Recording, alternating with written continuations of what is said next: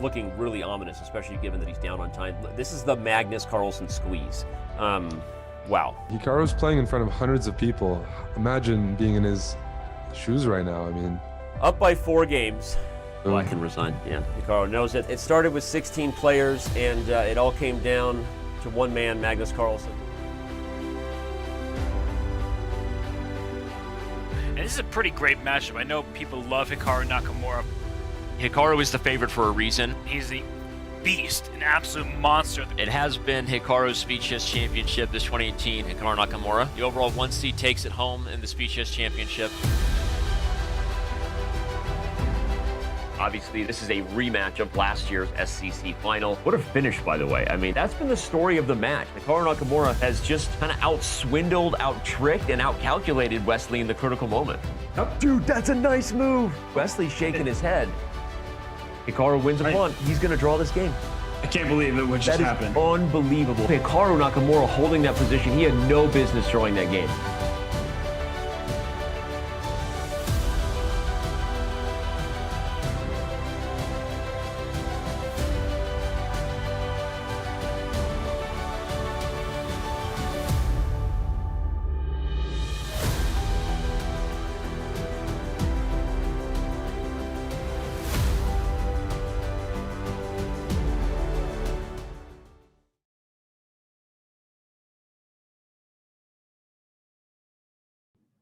And we are back with another match in the 2020 Speed Chess Championship. Alongside me, the man who you can't spell chess without, Robert Hess, is back.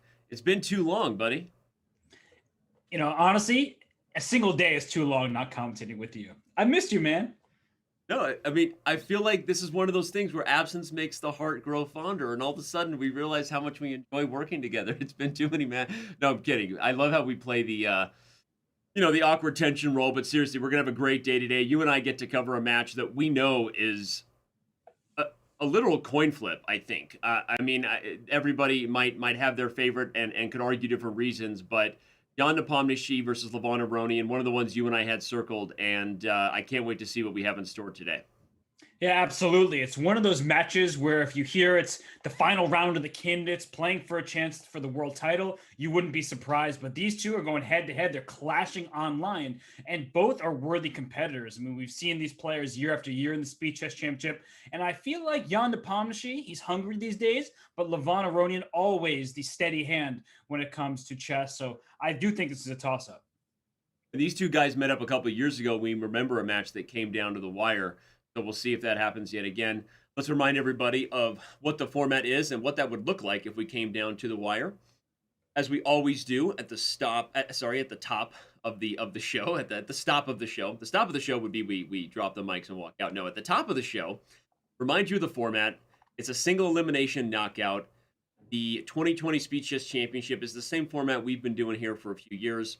90 minutes of 5 minutes, 60 minutes of 3, and 30 minutes of 1 minute with the 1 second increment, the great equalizer as we call it throughout.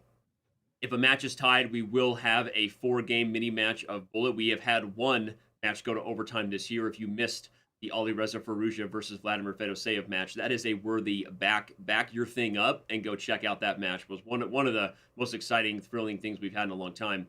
But the players are also playing for a lot, Robert. We've doubled the prizes this year, and every game, as you know, is still worth money regardless of what the final match score is, and should be fun to see a couple of guys here who they've been playing in this thing since it was the measly $30,000 we started with back in 2016, me and you, buddy. Now they get $100,000. It is amazing to see the first round matchups have more prize money than the whole thing from back in the day. And I honestly have forgotten that it is only round 1 because how much excitement there's been. The Fedoseev Firouzja match, that was one of the most exciting matches of all time, no matter the format, no matter who was playing. That was excellent. And Levon and Jan in the first round, this is just as exciting as it gets. Absolutely. And we want to remind everybody it's also super exciting. Play Guess the Move. We have cash prizes being given out every single time we have a Speed Chess Championship match. And you can throw your hat in the ring. If you're a premium member, you are automatically eligible for cash prizes just for doing something that's good for your chess. And if you're not a premium member, we're giving away premium memberships pretty much like participation trophies. We're like the Oprah of premium memberships. You get a premium, you get a premium, as long as you're playing Guess the Move. So, Robert, as we look at the bracket here, you and I are about to dive into what we know is going to be a thrilling match.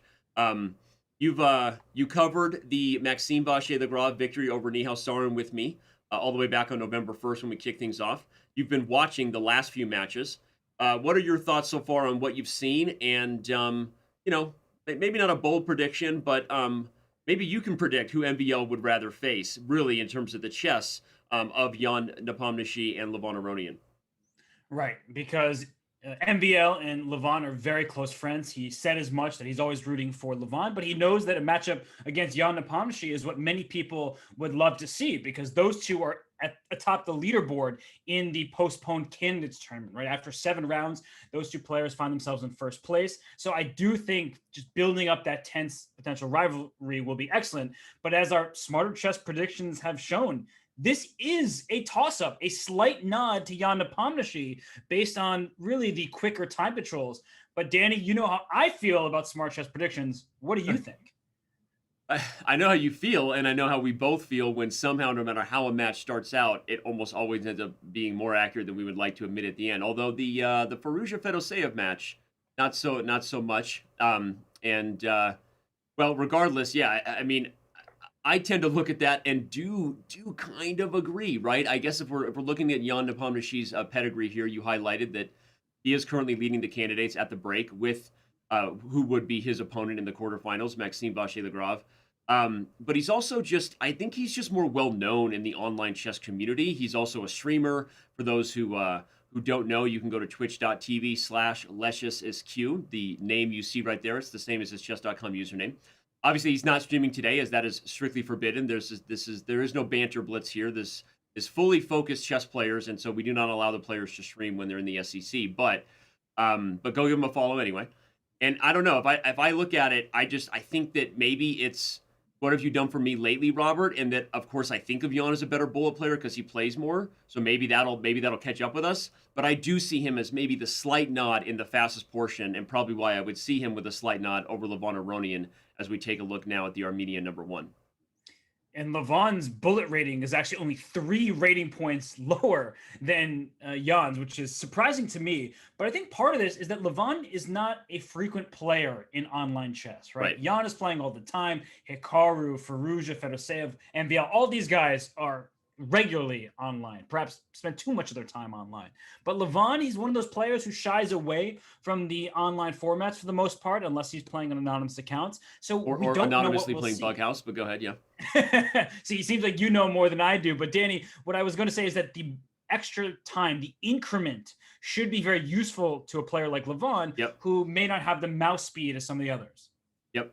No, and 100%. Obviously, we'll talk about that as it goes, and it's something we always have to draw our attention to, because we always say it keeps the X's and O's on the board just as important, regardless of how fast the time control gets.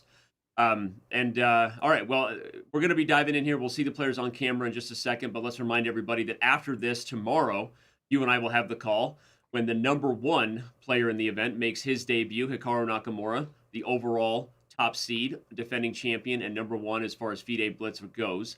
He'll be playing against Haik Martirosyan. So this is the first time in our schedule here of the round of 16 when we've had back-to-back days. So make sure you make note of that. Sometimes you watch an SCC and you figure you've got a few days to rest. No, not this week. We have got a lot going on, so make sure you already mark your calendar and join us tomorrow. And okay, as we bring up the players now, we did have Jan just a second ago. We still have Levon.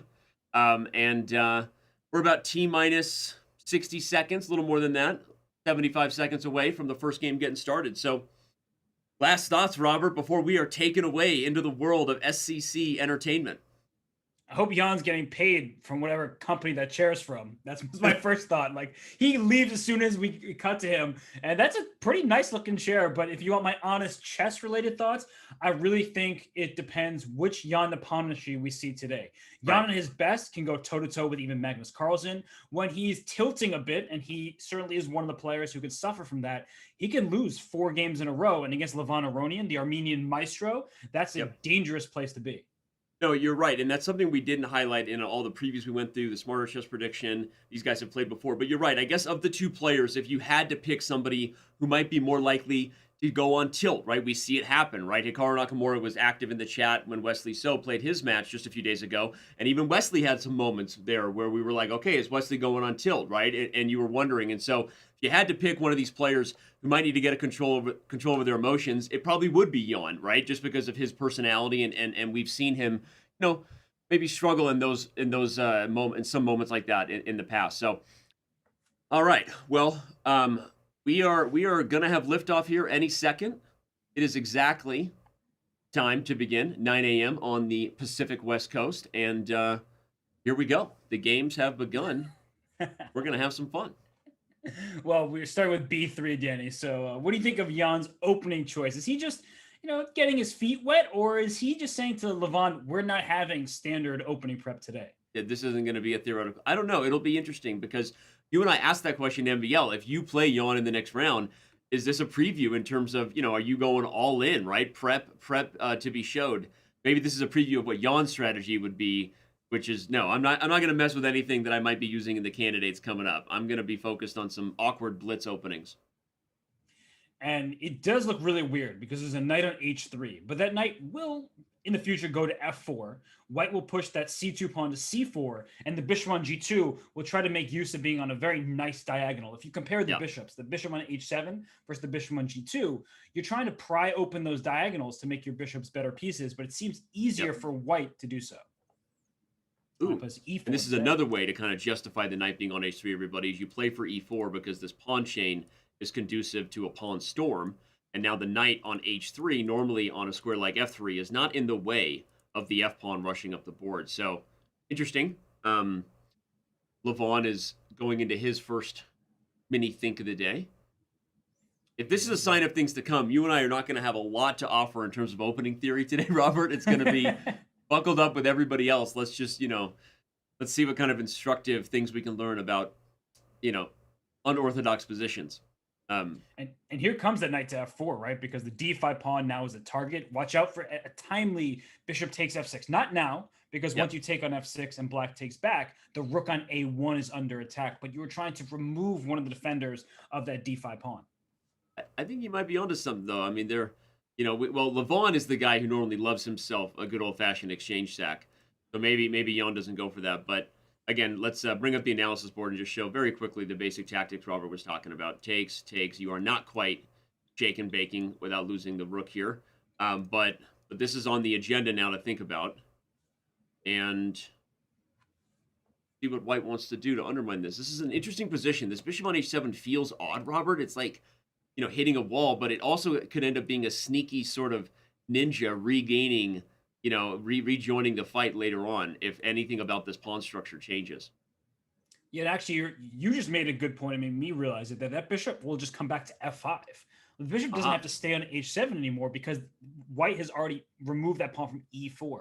So by releasing the tension, you did create a problem that black just solved by pushing the pawn to d4, but you've also given more access to that light square bishop. Look at this knight come to f1 and after d4 come right back because of the newly opened squares, given that the pawn advanced. This is good old-fashioned family fun here. The high-level shuffling of these two heavyweights.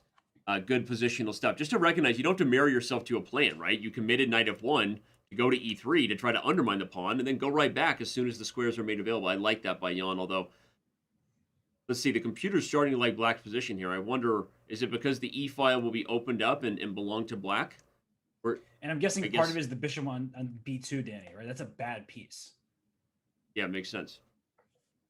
But it's funny because when you said that, and sorry to interject here, but when you said, why is black better? We often have this exact same thought process. Like, well, we're not really sure who's better here. And the players, they're looking at this position, and Levon is thinking, well, do I bring that bishop to f5 now? You don't really think, am I much better?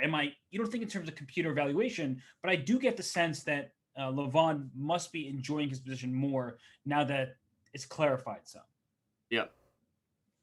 Yeah, it's weird because if you just look at the structure here, you have to like black a little bit because the bishop on b2, as you said, is not the most active piece, and a way you might think of undermining and opening things up might actually give more purpose to Black's pieces. So Levon is on the think, and he's down a minute on the clock. So um, that's a small nod, I guess, in Nepomniachtchi's direction, but not a huge. I get this is not like someone taking time, Robert, because they don't know what they're doing. This is Levon calculating. I think I was just going to say to commit to a plan, and maybe G5 was on the agenda because I was spying. How many squares does that knight have? Not many good ones. Yeah, but you know what? It does make your C2, C3 idea more powerful in the future. Because with this pawn now on G5, if that diagonal can really open up, Black's king can be in some danger. But I like the current state of affairs. And I think kicking that knight back to E2, then Black can swing that rook to E8, try to take over the E file. White has less space for his pieces, so keeping more pieces on the board is beneficial for Levon. Yeah, it's going to be interesting. Jan now on the think and deciding. I mean, to me, knight E2 seems like the no-brainer because going to H3 feels awkward. But maybe he thinks going to H3 has outside chances of not necessarily a sacrifice, but even other moves to try to open up the king like you're talking about, right? I mean, if the knight is on H3 and you do eventually open up this bishop. Okay, no. No, I was just trying to think, what is he thinking about? To me, knight E2 seemed like a no-brainer, but he does eventually play it. Yeah, because knight h3 actually was a required piece sacrifice from the looks of it, right? Your knight gets trapped on h3. So your idea with bishop the f5 sacrifice would in come, g5. right? Right. So your idea with the sacrifice in g5 is very interesting, but I guess Jan, he's like, let me be calm for game one. And I doubt he likes his position. He's just chilling there with his hand on his chin here, but I don't really like White's position. I don't see the future in it, and it just seems easier to play for Levon at this point. Agreed. And now notice that Black is no longer down on the clock. Just tuning in. Jan at some point was up by a minute, but no, not anymore. If we had to rank the time controls here in these two guys who we know very well, probably, the reason we agreed with the smarter chess stats slightly is that if we reach bullet, Jan does seem to have the, maybe the slight nod. So Levon, I think would want to have a game or two in his favor as far as the 5-minute or 3-minute goes. Okay, it's very close to a toss-up. In fact, by the way, you said it was close. Is this the closest the smarter chess stats have predicted any match in the first round? 56 and 40. I think it is. I can't recall a match that was closer, but I also don't listen to Smart Chess's predictions. Hard to That's say. right. You dream about them all the time. Thinking about them all the time. Those are called nightmares, Danny. You would know what it's like to have your kid wake up screaming. That's what it's like for me. Well, I saw CM back to the beginning highlighting in the Chess TV chat that the knight on C4 was also running out of squares, but not really true because E5 I think was pretty much always on the agenda. And now that this has changed, I'm starting to get a little more nervous for Black's position because I just feel like if C3 comes, it might be worth whatever weakness the D3 pawn becomes to open up things here. And actually, Black's going to play B4 next move, I have a feeling, because of your idea with C3. Yeah. And that way I can shut down the queen side, but that also removes most of Black's winning chances. So I feel like if the queen drops back, as it just did, Black can play, there it is, B4, and good luck getting your pieces open if you're winning. That's painful. That's awkward. But Danny, what does Black do, right? Like if you get Black 3 or 4 free reasonable moves, not, hey, let me go win a piece. What does Black do to crack White's structure? It's very solid. Yeah, it's a good point. And an instructive question in general by Mr. Hess, for those who don't know, because one of the common ways you should think about approaching a position is if you had 3 or 4 moves, what would you be doing to improve your pieces? Not exactly clear, because the drawback, even though it seems very, very far-fetched, Robert, is if somehow this bishop gets anywhere on the board, right, that could undermine these weaknesses on the dark squares, it could be more harm than good. Right. And I agree with you. And that's the real pawn weaknesses. And you look across White's structure, where are you going to attack the A2 pawn? That's very far away from the rest of the board. And I don't think your queen can go venture over there in a timely manner. So I do think that the position should peter out. This should be a split point. But stranger things have happened in a time scramble, and we're getting to 1 minute left for each player. It'll be the first preview we'll have into Bullet as far as what happens in this game here, because I don't think we're going to have a lot of clarity until real-time pressure ensues. So and here we go, King F1. Nice little subtle, right? Little shuffle puck. I'm looking at bishop f5 because I'm trying to force white's hand. Do you play g4 or do you bring your knight back to g1? Oh, he played a4 himself. So you cannot take en passant. Well, you can legally take en passant. I would not advise it because then your a5 pawn will fall and then your queen side is collapsing. So white is just trying to close up the structure over there. And super close, not a lot to it. Jan is up 30 seconds on the clock, but I don't know that it's going to matter too much. We might just have both sides feel each other out. They just call it peace in the first round here, huh? And Levon down to 27 seconds. He has half the remaining time that Jan does. And we are going to see, is this going to be the Levon from the Bullet Chess Championships, where he made the semifinals, if I'm not mistaken? And will he be able to keep pace? And his position looks fine. He's great position. It's totally cool, but nothing really to do of note. Funny, I forgot about that. And remember, he made it to the semifinals and was also playing on horrible internet wherever he was. I think he was on some leg of the Grand Chess Tour, and the lobby Wi-Fi was just not having it. And he was he ended up losing several games purely because of disconnection. And but it was awesome because we had sightings of, I think Michael Adams made an appearance in the background. Just walking by like, what is Aronian doing here playing Bullet in the lobby? Okay, so Danny, it's what you talked about, those queenside pawns. Can white's king run into the game? I don't think so, but that's the idea. It's king d3, king e4, king d5. Just jet that king into the action. No, and even though when I highlighted it many moves ago, it was kind of just far-fetched or sort of instructional in nature, but you have to think about advanced pawns in the middle game, everybody, are a space advantage, and they're crippling the backward pawns. But in an endgame, advanced pawns, if you haven't exposed or used them in some way, are often targets. And it does seem far-fetched. I don't see a clear way in. But if you could get this king or this bishop in any sort of aggressive spot, black definitely has more weaknesses than white. And 4 seconds, though, for Levon. He needs to keep pace because if you, say, play bishop e8 here, the threat bishop takes f7 and then the g5 pawn. So, okay, he made a big decision with f4. And is it a good one? Because now, I guess you can't take on f7. There would have been the intermezzo of taking on g3 with check. And now the position is so close that, hey, this looks... Yeah, they agree. Okay, and they just agreed to a draw. That final closure of the position, let's bring up the analysis board just to show exactly how clear that was, right? You're literally talking about a deadlock here. No way in for anybody, and this knight can sit on e5, and could it literally laugh in the face of danger, put the king on h8 for fun, just to prove a point? I think you could. That's how close the position is. That does seem like the type of thing you would do. Just I would do that. I would actually have already flagged in the game, though. So, even with the increment. But all right, look at this. Now, this is going to be my kind of match. Sorry, let's bring back the analysis board to show the opening. While I was focused on the endgame, we have a Najdorf, ladies and gentlemen, and we have theory here. So with Levon taking the white pieces, he goes anti-Jan Nepomniachtchi and plays mainline stuff with queen e2. Not as popular as the traditional queen to d2, but knight to c6, to be fair, was also already a slightly unique move order. This is going to be a theoretical battle here with white now. See, I don't know the theory here. We should go back a half move before king to b1 just to show something very quickly. It takes 2 seconds, right? Sorry, say that again? Before king to b1 was played, right? Yeah. It looks like c4 should win a piece because the knight is pinned on d5 to the queen, but the queen can go to c7, go to the c file, pin the c pawn, getting out of the pin, and you've created more problems for yourself than it's worth by pushing the pawn in front of your king. Okay, well, this will be interesting. Again, we've been talking a lot about opening prep, everybody, because of Jan. If he gets by this, he's playing MBL, and they are leading the candidates. And just what cards are these guys showing in these online events these days, knowing that if and when over-the-board chess ever resumes, we'll have a candidates and maybe eventually a candidate to take on Magnus Carlsen in the World Championship. So, but there's a lot of money in online events these days, so these guys aren't holding many punches back.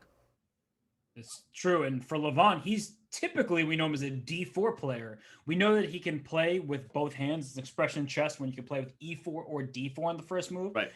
So he makes his choice so far in this matchup by playing e4 in the longer time control. So speaking of holding your prep, Levon Aronian had a great Norway chess, the recently concluded event that happened. He had a very strong performance, gained a bunch of ratings. So maybe he is also trying to keep his openings to himself to continue his path back towards the top 2 rating spots. Yeah, I like that. I haven't heard that expression in a while. He who plays with both hands. It sounds like my nickname from a past life. He who plays with both hands. But okay. We've got yeah, no, but you're right though. Normally when I think of Levon, I do think of a D4 player mostly. So if this becomes a theme today, even if it is theory, maybe you're right. It's theory that's avoiding prep still. We've got about 6,000 of you on Twitch, 4,000 of you on YouTube. The match is early, so thanks for being here.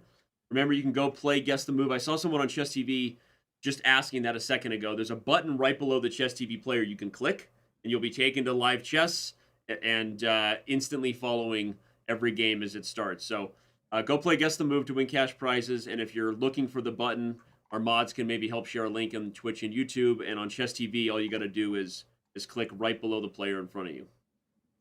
And the real question I have, Danny, is Dragon B70 winning Guess the Move again? Is that what happened today? He's won I think 3 of the 4 matches so far. Wait, do you know who was playing? Indian Lad. We have GMs joining the Guess the Move. Oh, I love it. I can type. And by the way, if you want to see, you do a command /guessing. You just do a command /guessing, and you can see everyone who's currently playing Guess the Move. And yeah, Indian Lad is playing. Dragon B70, of course, title players. But yeah, there you go. All right, back to this position. Jan got the better of it, it seems, and just looking, regardless of what the computer says, everybody, just objectively, normally Black, if Black is getting pressure before White has done anything with the English attack pawn storm, no real side effects of having the king in the center, you have to like Black in these kind of night orbs. I always say, if you start moving pawns around your king position in a race game, it's usually a bad sign. And look at this. I mean, King F7, the king is... That's how good it's getting for Black. Your king is not going to castle, but it's perfectly safe here. The queen on A4 is running out of squares. Sneakily, that queen could get trapped over there. And also, look at the C3 square. Black had a free move. Queen takes C3 is what I'm looking at with a knight fork at the end of it. Let's show that to the analysis board. We shallst go. Queen takes C3. Oh, man, delicioso, Dora. Even the computer likes you, Robert. See, you don't always have to hate computers in your life. Look at that. Queen takes C3 is on the agenda for Black. But you also highlighted, if I make another random move on the analysis board, that the queen's kind of getting trapped. And I think Queen takes C3 is just winning, but even B5 and B4 is coming. Forget the A-pawn. I don't even need it, right? If I pry open counterplay, that's all I need in a race position like this where both sides are looking for checkmate. So... yeah, this is not a great game 2 for Levon Aronian right now. And Queen takes C3 is possible right now. Would not be surprised if Jan goes ahead and steals that pawn. It's free. I bet there's some sort of trick now. The bishop guards C2. I just have a feeling, knowing the coffee house trickster that Levon Aronian has been called, I'm just gonna play Queen takes C3 to see what the computer says. Okay, maybe it is good for Black. Okay. I'm going to go back now. That's like flirting with danger. Look, but don't touch. Look, but don't touch. But it looks like it actually did work for Black.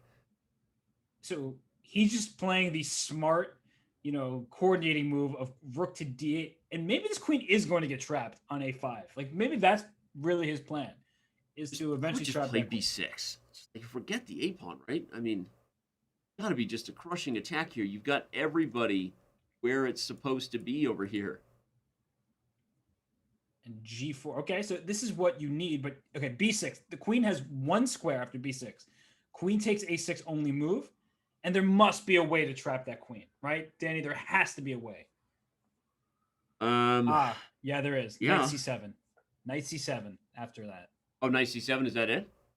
So B6, Queen A6, Knight C7, because the queen is losing. Okay, let's go to the analysis board and show it, because I still don't know why he's not playing it, but if it's B6 takes and Knight C7, the queen would have to go to A7. He's just winning the queen. He just missed that. I think that's pretty straightforward. B6, queen takes A6, only move, Knight C7. Again, everybody, every square is guarded right now by a black piece. The queen has no squares. Queen A7 and Rook A8. Robert was right. I mean, Jan is taking his time here, but he's now gone away, and the evaluation has swung wildly back. I mean, we were looking at a position that if Jan had found B6, it was +7 for black. The queen was bye-bye. Yeah, it's in some ways, we're here. We see the eval bar saying it's hugely in black's favor, you're like, okay, let me go find an idea that could win the game. Let's go trap the queen. So it is much easier in this case to find it. But for Jan, he has to find that. He's so strong. He's one of the best handful of players on this planet. He is more than capable of finding that, but his position still remains excellent. But especially because he has a little bit of time here. I mean, he's still up about 2 minutes on the clock, but when you have more time, I mean, you just feel like you should slow down there and figure out the way to convert on that. But all right, everybody is primed for liftoff, right? Like a tiger, ready to pounce, love, right? Like a tiger. Come on.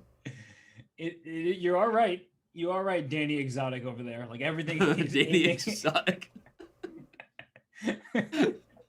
It's tiger and wild.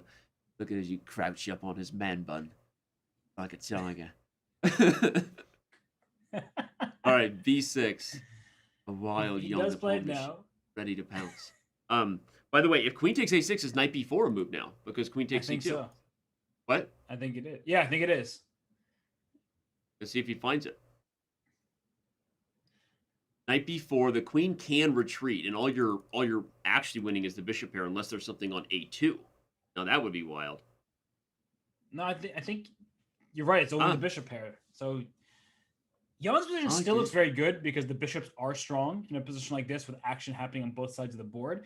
And at the end of some of these lines, maybe black can just gobble up the f3 pawn, because if that pawn is removed, look out for e5 and f5 becoming queens later in this game. Right. So he takes it. There's got to be something on the light squares here. Like, I mean, I think that's what he's going for. He's just like, look, there's no way white's surviving this. Queen a4. You could throw in a tempo, but I actually don't want to chase the queen to this side of the board, everybody. You don't want to... Yeah, so queen a4 makes a lot of sense. Now just something. Where is it? Okay, it says mate 7. Rook takes c3 check. Right? Like, it just take on c3, take on a2, just... Dude, that's it. Let's do it to the analysis board. If you just found that, rook takes c3, the computer believes it. You're right, it's mate 6. Well, I saw the eval bar. It says mate 7. So I trust me, I wasn't just being like, oh, I can see mate 7 off the top of my head, no problems. But I mean, rook and then c3 you have is this a move at the end. Look how freaking dirty that is. Oh, he found it. Rook takes c3, and we're gonna have a good day, everybody. That's how you have liftoff. Wait, Danny. It said mate in 4, I think, if that's, I can see that correctly. Yeah, so Jan clearly... Oh, was there a queen takes a2? It's queen takes a2. Oh my god, I was sick. That was sick. Oh my god. If you're playing Guess the Move and you found queen takes a2 and Jan didn't, if you can prove it to me with a screenshot, you get a diamond membership.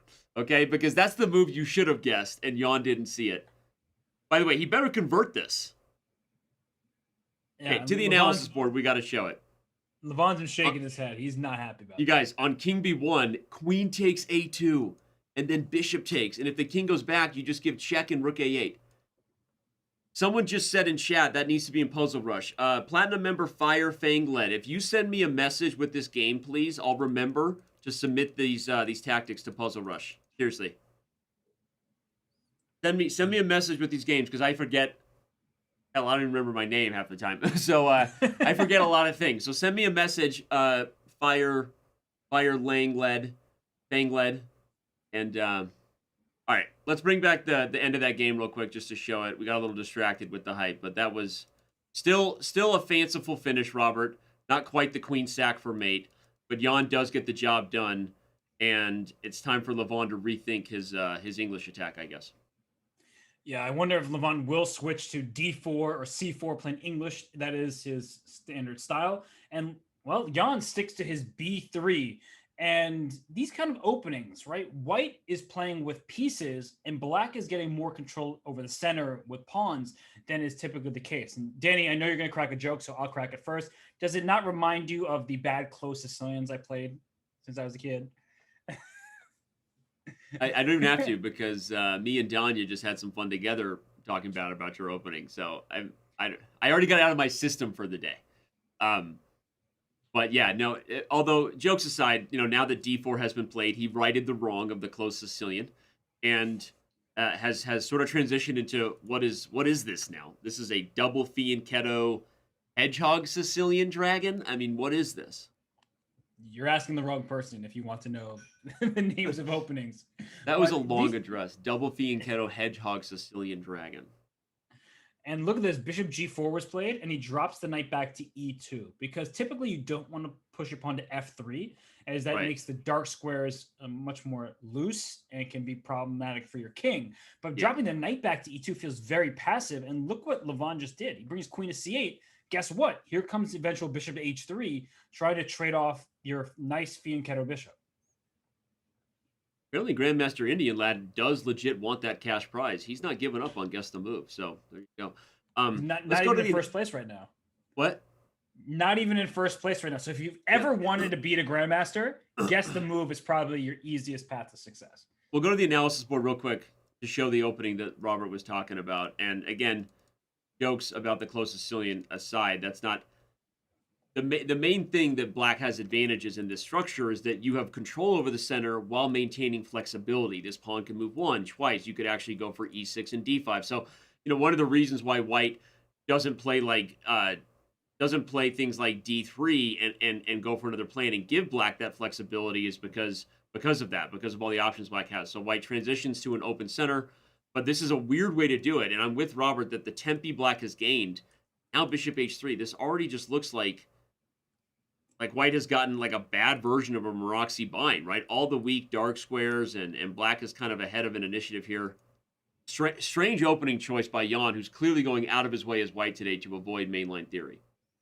Yeah, that's certainly the case. And typically in these Maroczy bind structures, this knight doesn't really want to be on d2. It's limiting the scope of any major pieces that come down the d file. And Black is very solid. No matter the Maroczy bind position, it's often that Black is cramped, but very solid. And if you look at the pawn structure, White's pawn structure is actually looser. Think about pawn breaks. How can White create a pawn break? Not so easy to accomplish without creating more vulnerable squares. But for Black, a6 to b5, for instance, e6 and d5 comes to mind.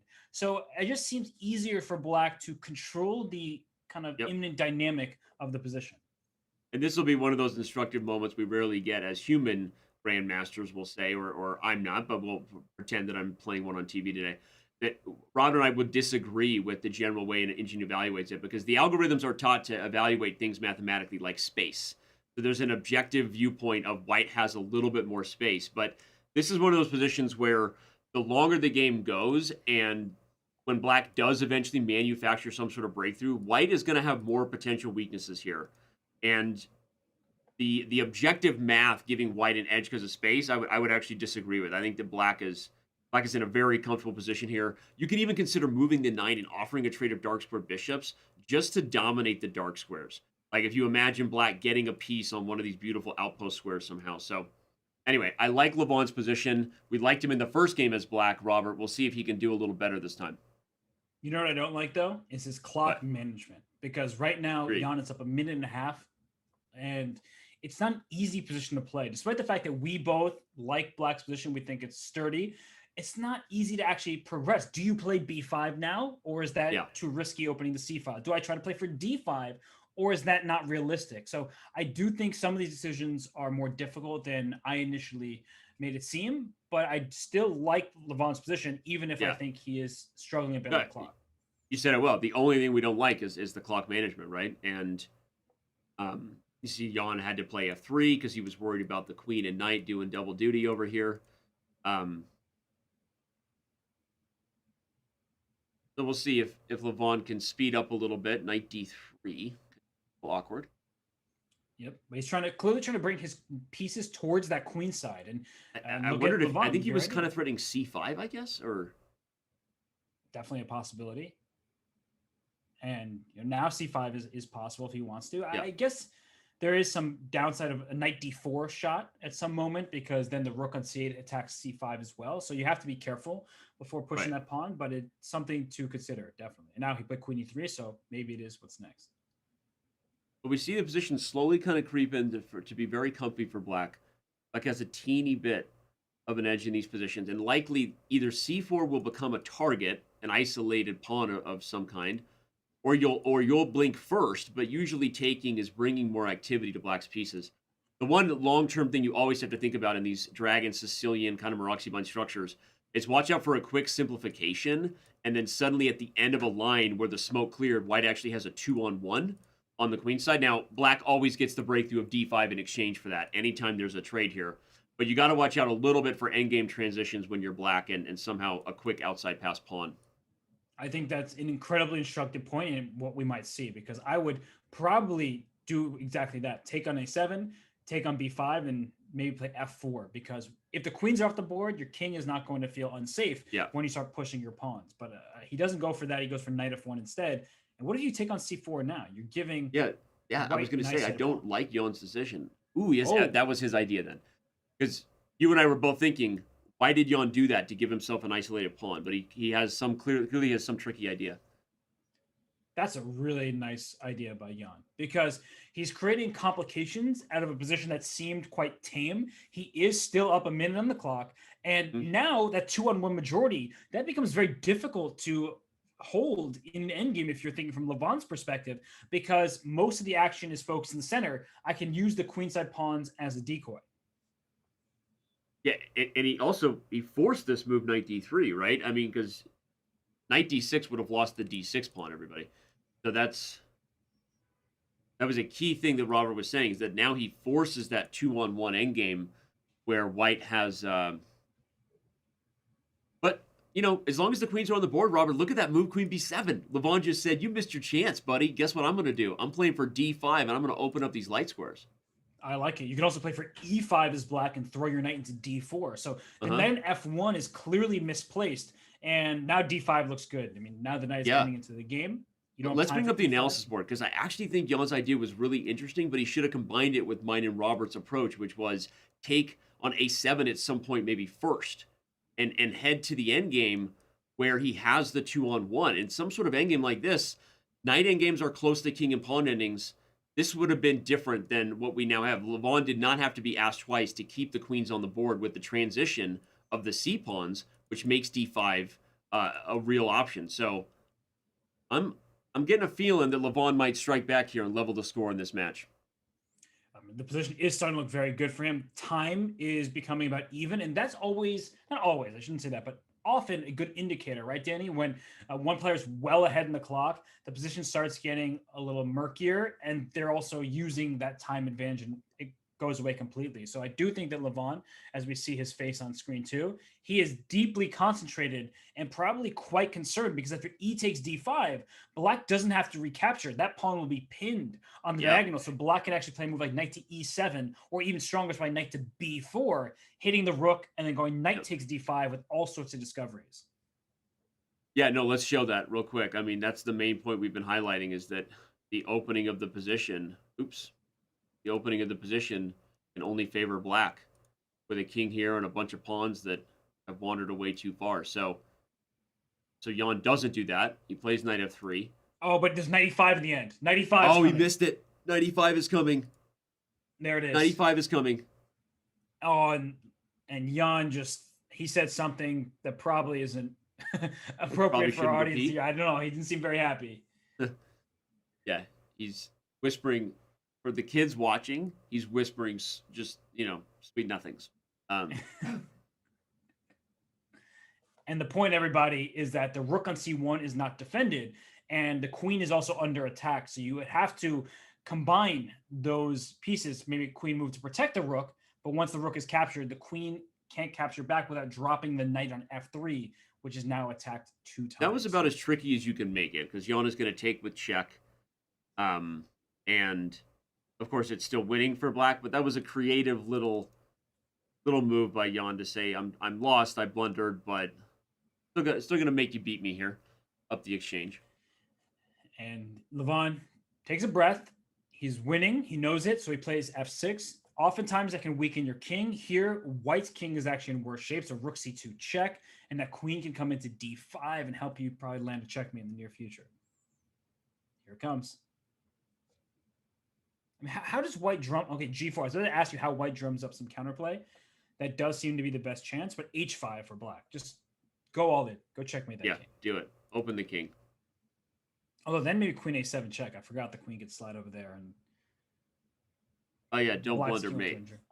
Let's show that real quick. If h5, queen a7 check, king h6 would be a problem. Yeah, that would be Don't do very that. bad. Oh, wait. He did allow the queen in. Okay, but he's got different ideas. Walking the king out. Also, he put his pawn h6 rather than h5, so that was interesting. Yeah. Okay, now his g5. Is for g5. Victory march. Look at the clock, by the way. Jan is literally living on the increment here. And he's going... Nope. Where's the mate? There has to be a checkmate somewhere. There has to be a mate, but Jan is living on the... the increment here. Okay. And We're going to have a time could... scramble here. We're going to have a photo finish. Jan... There could be some kind of perpetual if you're not careful. Like queen a8 check. Yeah, you could literally... Now Levon is down to 2 seconds. Oh my gosh. And look how well placed the queen on c3 is, though. Guarding f6. Just perfect. Yeah, that's huge. Now rook f2. Queen d6, no checks for you. I'm waiting for rook f2. There you go. Now he's got it. I think. Queen c6. No, the checks are going to happen. Oh, no more checks. That's really well done. Technique. But where's the knockout? Wait. Rook f3. Oh, it was... Nice.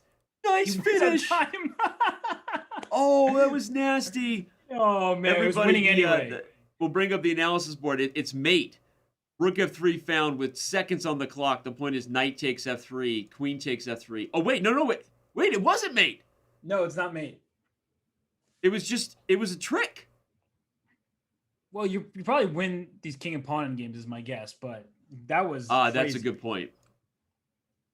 That's a good point. You can take either way and win the king and pawn ending. Okay.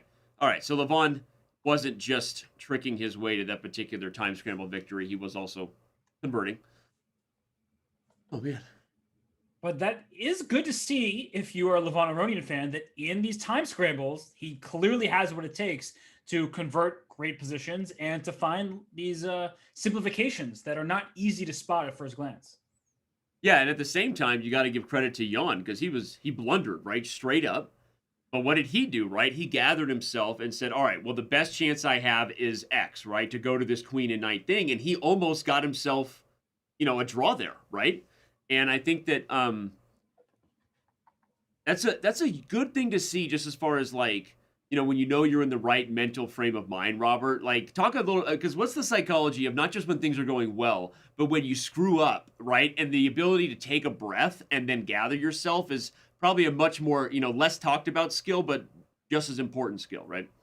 Yeah, and there's a time and place to resign, and that game certainly was not one of those instances, but it is difficult when you're worse to have the motivation to fight back, especially when you're much worse. You blunder a clean exchange, you know that objectively you're lost, but to have that willpower and to sustain that effort, it's difficult. To see Jan do that in the early going, he knows it's going to be a tough battle. These two competitors have so much respect for one another, and you're right, it is good to see, if you're a fan of Jan Nepomniachtchi, when you see him fighting until the very last second, and he honestly had chances until the very end. He almost swindled himself a draw there, and shout out to our sub there, Cat Rocket Move, because that's a 12-month sub. We appreciate a full year of support there. Got 5,000 of you on YouTube, 8,000 on Twitch, and thanks for being here. Look at Levon's position to start this one. This is he goes back to e4. So he's going to stick to that, even though we think of Levon sometimes as a d4 player. But this is a lot better than that bogus English attack he had in game 2. He's clearly better in this position, and Black has some trouble on the A file.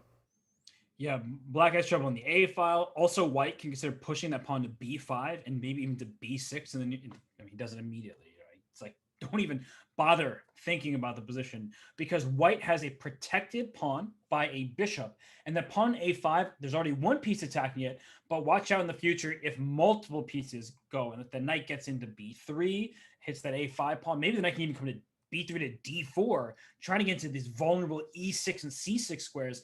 Danny, this does not look very good. I agree. f5 is a move that, well, from an aggressive point of view, makes sense. You're trying to undermine the protection of the pawn here and unleash the bishop.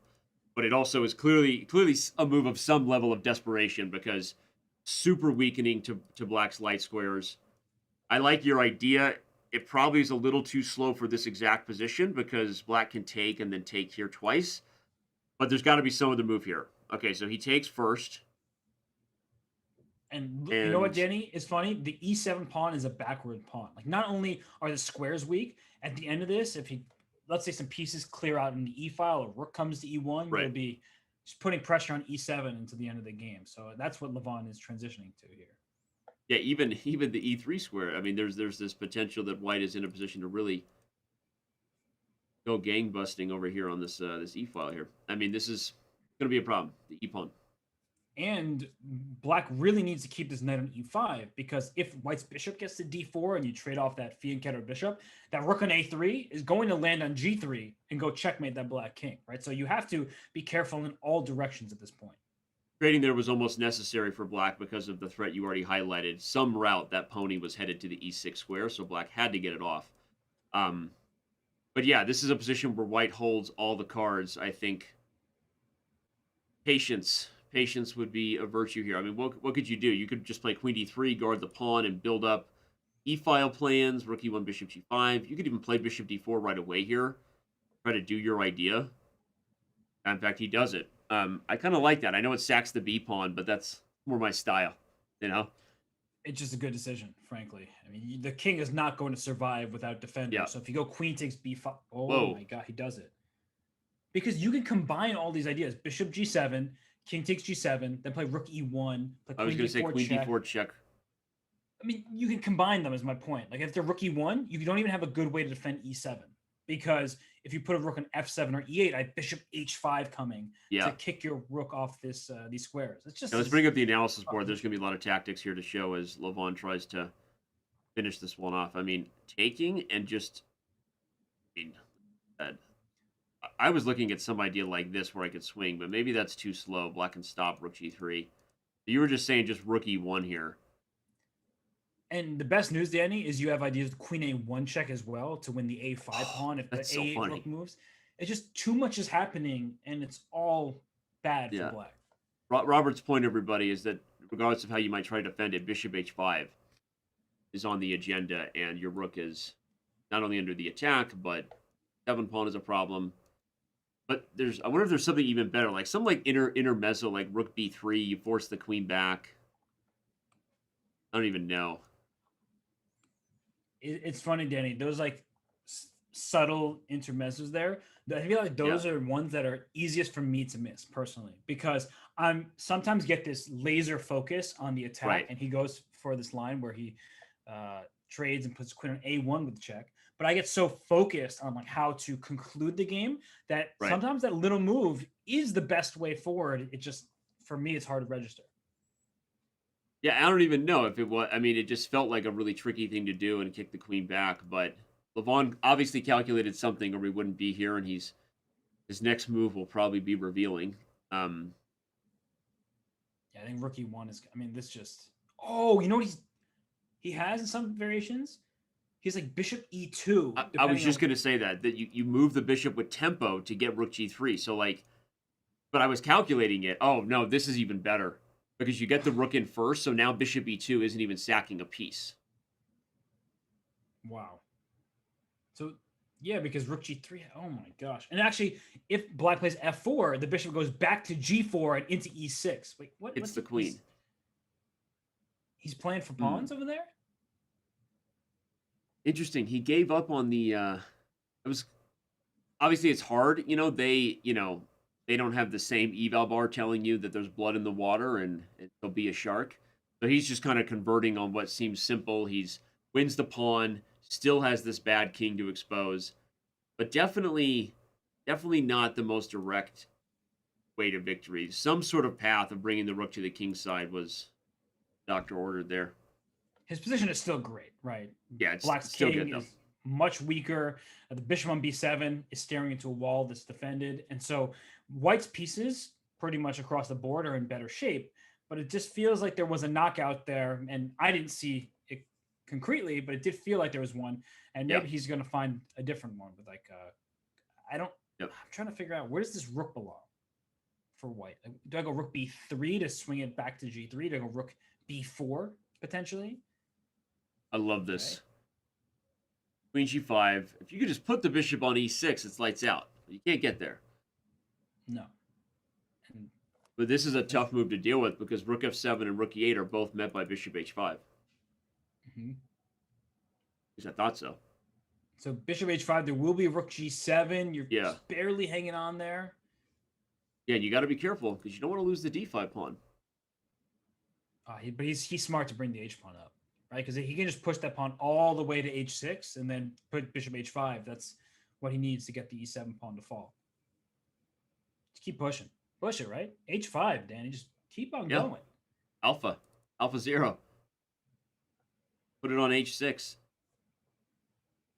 And rook to That's a good move too. But by the way, h6 and bishop back to h5 with the... Oh, wait, duh, the rook was hanging. LOL. Wake up. What's going on here? But that would have been the best idea had the rook not been under attack. So I'm with you. Yeah, this is Levon right. doing work right now. And I think that Jan will not repeat this opening.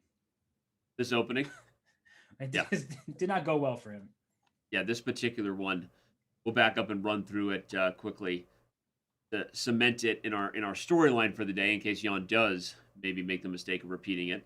But early on in these matches, you see the 5-minute portion, both sides kind of feeling each other out. As the time controls get faster, less time to think. That sounds like a Yogi Berra. But as the time controls get faster, there's less time to think. Yeah, I was thinking the same thing. Full of just incredible wisdom, Danny. All right. All right. Oh, this here comes Queen G5 and it's Rover. Yeah. Because the bishop on what? And he just en passant, please. En passant is dirty. And Queen D4 is a threat for mate on G7. So, but there's rook takes G2. Oh. I actually think it's still wait. I think it is still winning. It is, but I didn't see rook takes G2. Because if takes, yeah, he goes for it. Takes king f1, there's no check. You know, it makes me seem like I saw this all I didn't even see rook takes G2 as possible. I'm going to be completely honest. Well, I was giving you the benefit of the doubt. I was like, yeah, en passant is good, but there's rook takes G2. But turns out it didn't matter. You were right. Just winning. Yeah, but he has 10 seconds left. Wait, he just missed Queen C4 check? Oh, he's got Bishop E2. Bishop E2. Yeah. Whoa. Whoa. Oh, man. Okay, White is still winning, but what a wild finish this position is here, allowing... Oh! Wait. There's some sort of draw with Bishop G2 check. Yeah. Bishop D3, you trade on E2, and then you go Queen E6 check, I think, and then you win the E7 Oh, my ball. God. Levon let it slip. Whoa. What is going on? Oh, my God, he gives up his queen, he wins. Oh, my God. He can even just take. Now E8 queen, and it's over. Yep. Oh, wow. My gosh. What a weird game that was. And Jan's playing it out here, everybody, just to test Levon's, internet connection, if you will, on the increment. But let's bring back the analysis board because what a weird finish that was. Levon played a masterful game, but actually blundered a draw here on Bishop check, but it looks like Black missed Queen E6. This was the move, Robert. And after King D2, what's the... I mean, this is a crazy And I think you can take E7, maybe? Wow, what a... Oh, wait, you actually have Queen E5, so you can take the rook. Oh, wow. There's no Queen C3 check because you can block. That's important. That's essential. That is... Yeah, with seconds on the clock, really wild hard to finish find there. Stuff. And Levon just converts in a crazy time scramble. And okay, well, this is going to be a fun day today. I think that we said this was going to be a nail biter. If you're just tuning in, the Smarter Chess predictions confirmed by the team here. Closest first round matchup we've predicted anyway, right? And predictions are to give Robert aneurysms, so that's why they're here, right? They're not actually, the chess, but we have predicted a close match, so don't go anywhere. And, this is one of those moments where I had mentioned Levon. He's pretty solid as a player. And Jan, it seems like he's more emotional. And a lot of the top players will say that he is incredibly strong, capable of winning every term that he plays. But there are moments where he gets a bit emotional and throws his chances away. So, Danny, he's now down in the score, but it is very early. I don't think he's, too bothered by the score. But what do you make of the start? Do you think that we might see a different Jan come out soon? I wonder if it continues to go this way, if he'll abandon his unorthodox openings approach, right? We know that Jan is one of the best players in the world and one of the most well-prepared players in the world. So again, if you're just tuning in, I'll just back up quickly and go through the opening. This has been all day. B3 by Jan and this approach of some sort of not very well-traveled road by White has been what Nepomniachtchi's been doing. And if he falls behind in the match, does he abandon that approach? I think We're going to find out. He will. Yeah, but I think he will, because what he's been doing has allowed Levon a relatively easy escape from the opening stage. And often when you're playing with the black pieces against a player of Jan's caliber, these super grandmasters, is you want to put pressure on your opponent early. Sometimes it's subtle, other times it's quite direct. But the point is that black has to make some important decisions that isn't just, oh, I'm blundering a pawn. Now it's about the future direction of the game. And here you look at the position, black has several options that look good. I would consider bishop e6, simple development. I would consider queen to e7. I would consider maybe move my knight away, knight to d7 to open up my bishop on g7. So I feel like black has quite a bit of... What? I was letting you finish. I didn't want to take your sandwich there. First of all, I supported every word that was coming out of your mouth. I think a solid approach was, but that was as far as prep goes, Robert. I know it's hard to say that because there's no way they played. This is not a very well-known opening. But the idea of the B pawn being able to be pushed there and not be taken. Let's go to the analysis board. Why couldn't White just take the pawn, right? What a wild decision there. I know e4 was hanging, but let's do it. Can you actually take this? I guess so. At least that's the claim. Yes, so. You take a nice central pawn for your pawn closer to the flank. So yeah, there's no tricks here, everybody. I mean, among other things, I think black can just develop and defend everything. So there's the Levon, who took a lot of time, 37 seconds to be exact, uncorks b5 when we were looking for kind of a solid, subtle maneuvering approach. And Levon says, no, thank you, guys. I got this. Let me drive. That's be a little more aggressive. It's one of the many reasons that, he is where he is and I am where I am, is that, he finds ideas like this just pretty quickly.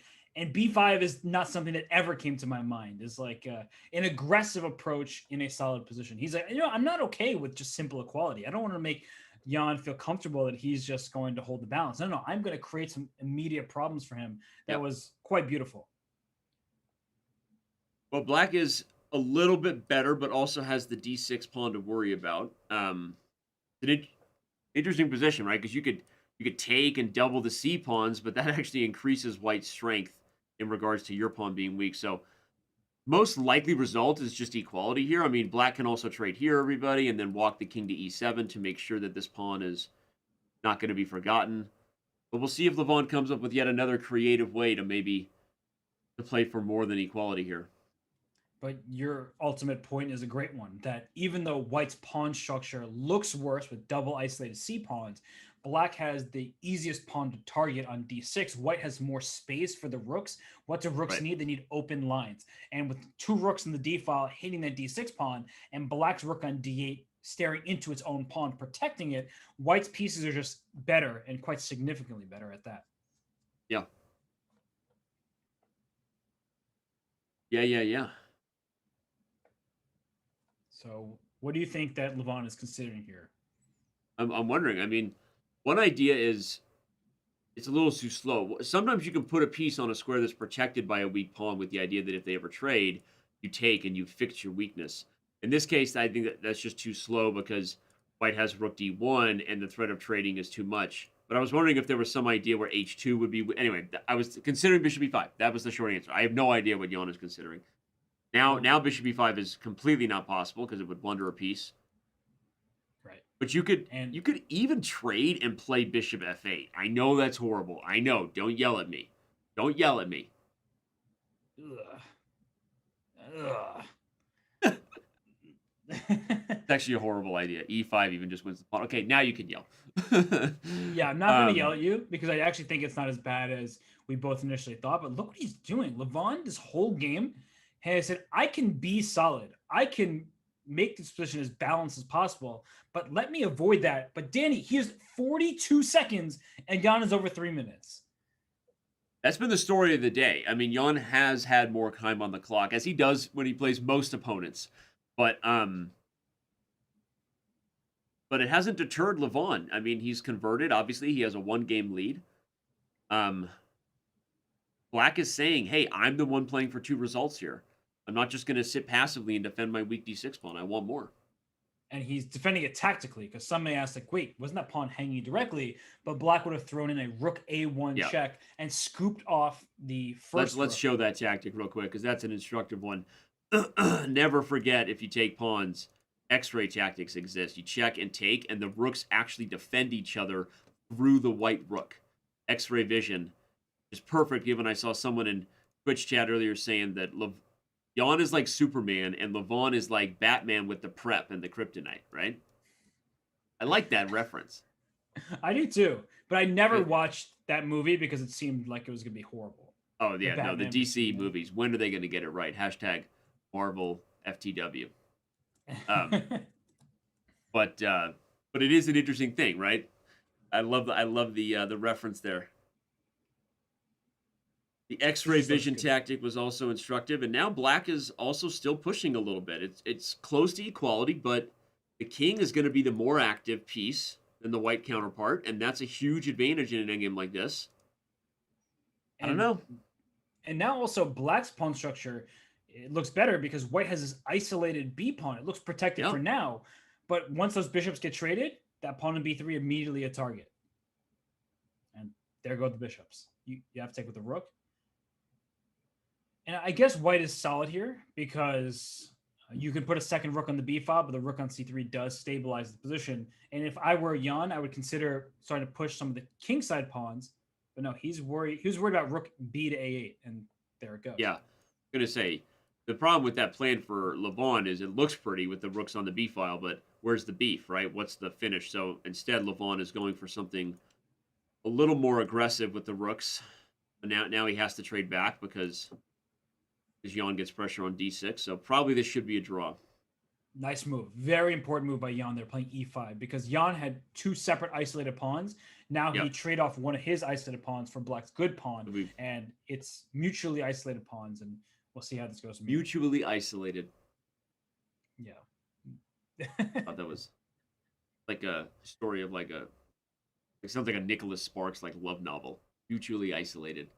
You know, there are enough Dear John movies. So, there could be some potential for Jan to play this, right? The king up, but you have the outside pass pawn for White. So, in certain scenarios, if Black is forced to, trade the B pawn for the E pawn, that would require the Black king to start going out to the queen's side. Okay, that's not happening. Black is too active, and it's just going to be a draw soon, I imagine. Jan there. Jan says, "No, I'll play for a little more now. You've gotten yourself under some time pressure." Jan probably could have just checked that one out, right? Pickle this one home, as they say. Take a draw. Okay. But no. E3, E2.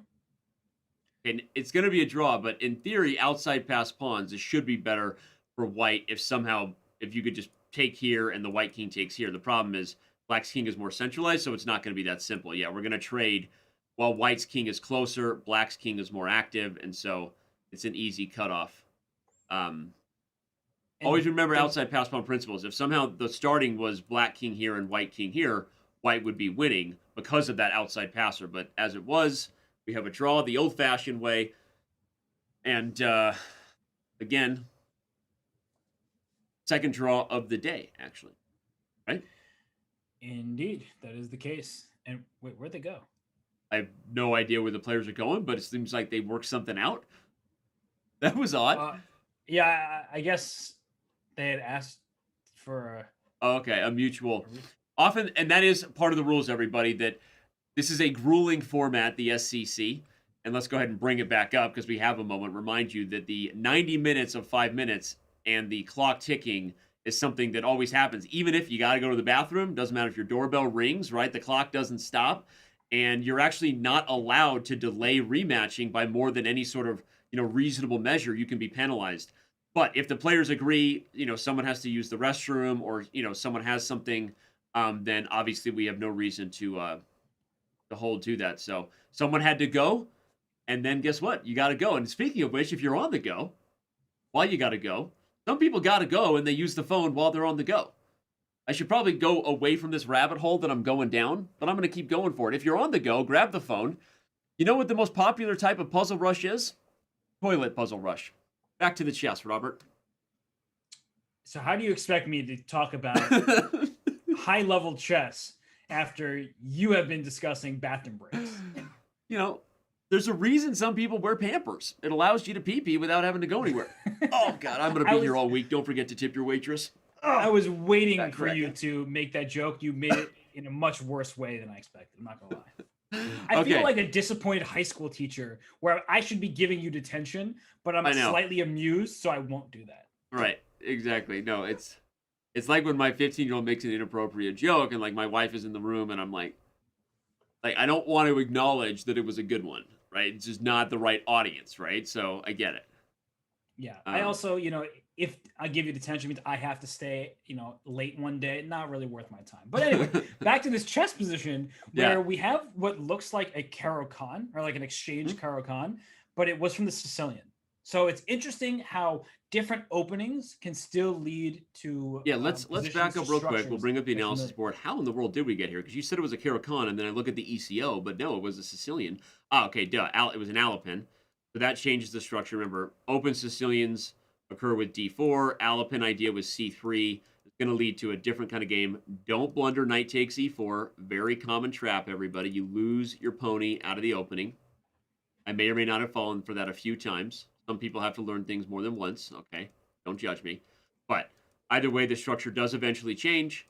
And we get, you called it a Caro-Kann. It could be a number of different structures now. And I do like what Black has gotten, assuming that he doesn't lose the E-pawn for without some D-file compensation coming, like the D3 square. But You're right. There's much more hope than the Caro-Kann, right? Yeah. I'm only 4 episodes in, so don't ruin anything for me. Just so you know, I've only seen the first 4 episodes of The Queen's Gambit. But I gotta catch up, dude. Everybody in the world has watched and is talking about The Queen's Gambit, and the critics love it. You hear it was just rated on Rotten Tomatoes as the best show of 2020. Okay, and what's your point? I personally love The Boys season 2. If I was doing the rankings, I don't know. I know I'm supposed to go with the chess movie, but I haven't seen the second season of that either. So you know what? I'm a little behind on my shows, Danny. Have you seen The Unicorn? I feel like you would really like that show. But we're supposed to talk about chess. So how did we get into a conversation about because Hikaru tweeted that he thought The Queen's Gambit was the best portrayal of chess in entertainment to date. A lot of people feel that way. So anyway, back to the chess. So we're in an equal position with nothing but a bowl full of jelly for white and the extra pawn on the queen side. Yeah, so but B2 is clearly a target. There could be some problems on the E file with a quick rook E8 hitting both minor pieces that are there. And why not queen E2? That's my first instinct, is just put my all right, bishop C5 with tempo instead. Interesting. I agree. Explain these things to me, Danny. Bishop 5. Got all kinds of weird tempi to calculate. Queen D1, knight B2, the rook could go to E8. To the back cave. Let's do it. If queen to D1 is played, and you take with a tempi, I'm just saying, I don't know. And then I play rook E8. Like, oh, there's knight D6? Oh, but then I have rook E2. What was the move? White was probably winning there. I think it looks as complex as you're making it out to be. It really does look like a position where there are tactics on B2, but I guess bishop F8 is always possible, right? Yeah, I guess you just take everything directly. And in the end, okay, yeah, take here, okay. But all right, so Levon played bishop C5. He's given Jan some things to calculate. And he's still thinking here. So it's now for a change, Levon up on the clock, and he's up that pawn. And rook E8, there'll be knight D6. Rook E8. Well, once we established that knight b2 was not an option, I mean, rook e8 was kind of the only move. So Jan eventually plays it. I think we'll see a trade on d6. And But white's going to be up a pawn in the endgame. Yeah, it's interesting how this just transitioned to a position where it's a pretty clear extra pawn. I thought that black would have some huge compensation, but as I look at the position, it seems like it's just a stable extra pawn, and I'm not sure where Jan is going to have sufficient compensation. Yeah. Agreed. When we first, were talking about the position, I thought black had compensation on the d file, one of those kind of typical positions. But now, even moves like queen b6 can be met by bishop a3. So there's no there's no way to create more than one problem here. Black would love to have, a pin on the d file. You've got the pressure on the pawn, but I think Levon will just play bishop a3 here. And he's, like you said, he's gotten out of dodge and has an extra pawn, and indeed he does.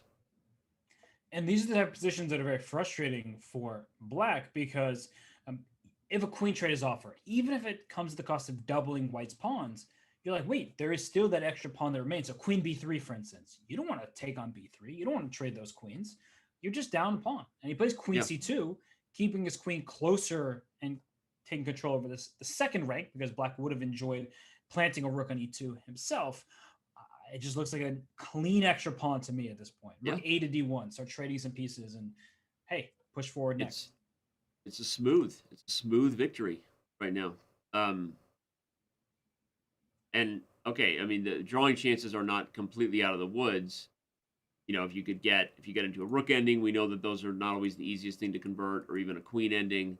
But no matter what ending, it's a white playing for 2 results because of this extra pawn. And Jan has some things to figure out in the first stage. I mean, just if we're totally honest, because he's taken an approach that, again, if you're just tuning in, where have you been? Robert's very angry with you that you're late. But Jan has not played his mainline stuff all day. As white, he's been rocking a b3 system. As black, he's been playing, some different kind of Sicilian. So if he falls behind by 2 games in the match, what is the tipping point where he's like, all right, I got to win this thing. It's time to go for some mainline theory here and use my prep. I don't know if that moment will ever come, but I'm waiting for it. And I also want to mention that both kings have some issues here. That the rook on e8 needs to stay there, otherwise a back rank check would be devastating because of the compromised dark squares around black's king. And for white, your only outlet is h2, but a timely bishop f4 could shake things up. So I will say that both kings need to be careful. Here, queen a4 takes a7. That looks ideal, but Levon looks great so far in this match. No, I agree. Good to highlight those tactics. Those are things you got to be aware of, especially as time pressure ensues. But now, what do you play? You probably bring the queen. No, I was going to say, you probably should have brought the queen back to defend the rook. Something about this move is not making the computer happy. I'm wondering, is there some sort of tactic here? It's back rank mate. Queen h4 hits h6 and threatens rook d8. What? Look at you, eating your Wheaties, doing your puzzle rush, and making Mama proud. Let's show it on screen, because we know she's watching. Hi, Mom. Here we go. Queen h4. Bam, slam, jam. You move the bishop. I don't care where you put it. Doesn't matter. Put that guy right there. I mean, oh, he missed it. Like queen e4. Probably still a very good move, but yeah, I mean, okay, look, we see the position. I was talking about the back rank idea, so I already had it in my head, and it doesn't hurt. If I'm being honest, doesn't hurt when you have the eval bar being like, hey, dude, there's a win. Just make the correct move. Yeah. This also looks great, Eval Bar Chess coming to you from Chess.com in 2021. It's on the product roadmap. I made Eric do it. Really? Yeah. You're so proud of yourself, too. That smile. That was a full-on... I love it.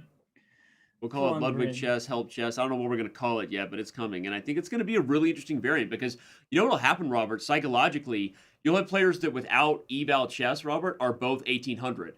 But then when you add the eval bar, one of them is 2000 and one of them is like 2200. And what might that suggest about that player? Like they lack confidence, right? It's a psychological thing. So I think there's actually an instructive element to playing chess. As long as you remove the eval, we don't want the eval or announcing mate. It's just the bar telling you, right? I think that that's a super interesting way to do it.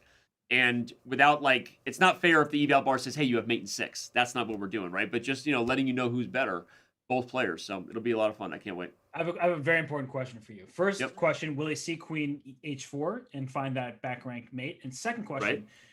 do you think I will ever play eval chess? Yes, you will. Okay, sure. Whoa, wait, there's a pin down the D file. That was cool. Whoa. What's happening? What's going on here? Oh, bishop takes f8. Bishop f8. Bishop the takes rook on f8 B8. and you win the rook on b8. Yeah. Take Oh, and bake. Jan. Levon's winning. Jan is cursing. Great view into the man bun, though. He is clearly letting his soul glow back there. Right? Yes. But he's not very happy about what just transpired because Yeah. look at him.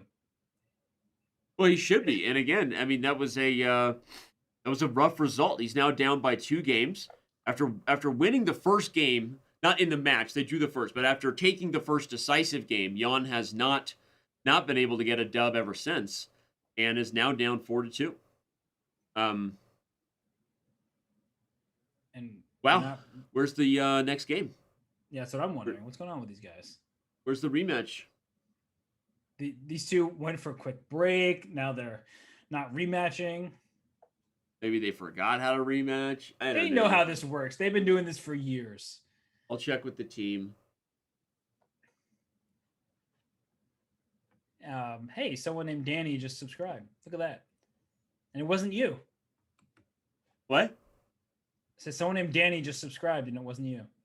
Oh, cool. Good go, Danny. There we here they go. All right. We have liftoff.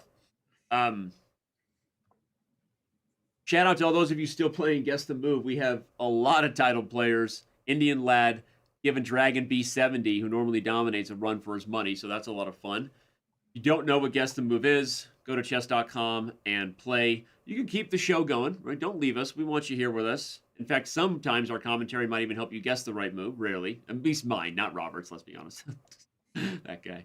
Anyway, but go win cash prizes playing Guess the Move. Robert, For sure. we have our first E4 by I was Jan. going when you stopped talking about random things that I don't care about, I was going to mention that. As soon as you shut the... All right. I will shut the front door. Let's back up to the analysis board and show the opening. Jan has played 1B3 all day. Not anymore. He's down by 2 games. I said that he would switch back to main line. You said he wouldn't. Guess who was right? Wait, when did I say that? Oh, I did say that. You're right. I admit it. You heard that? I said you were right. Thank you. And the position that we have on the board right now, I didn't hear what you said, but I could hear that you were mumbling something, trying to get past me. What did you say? Don't go drink your coffee. What did you say? I didn't say anything. I was... Now you're lying to the whole All right. world. Queen, knight to F3, and Jan is a little better as white. Better the positions that he's been getting. Can I take the pawn, though? You can, but you drop b5. So it's an interesting trade here, as Black's pawn structure right now is worse because Black has these double pawns.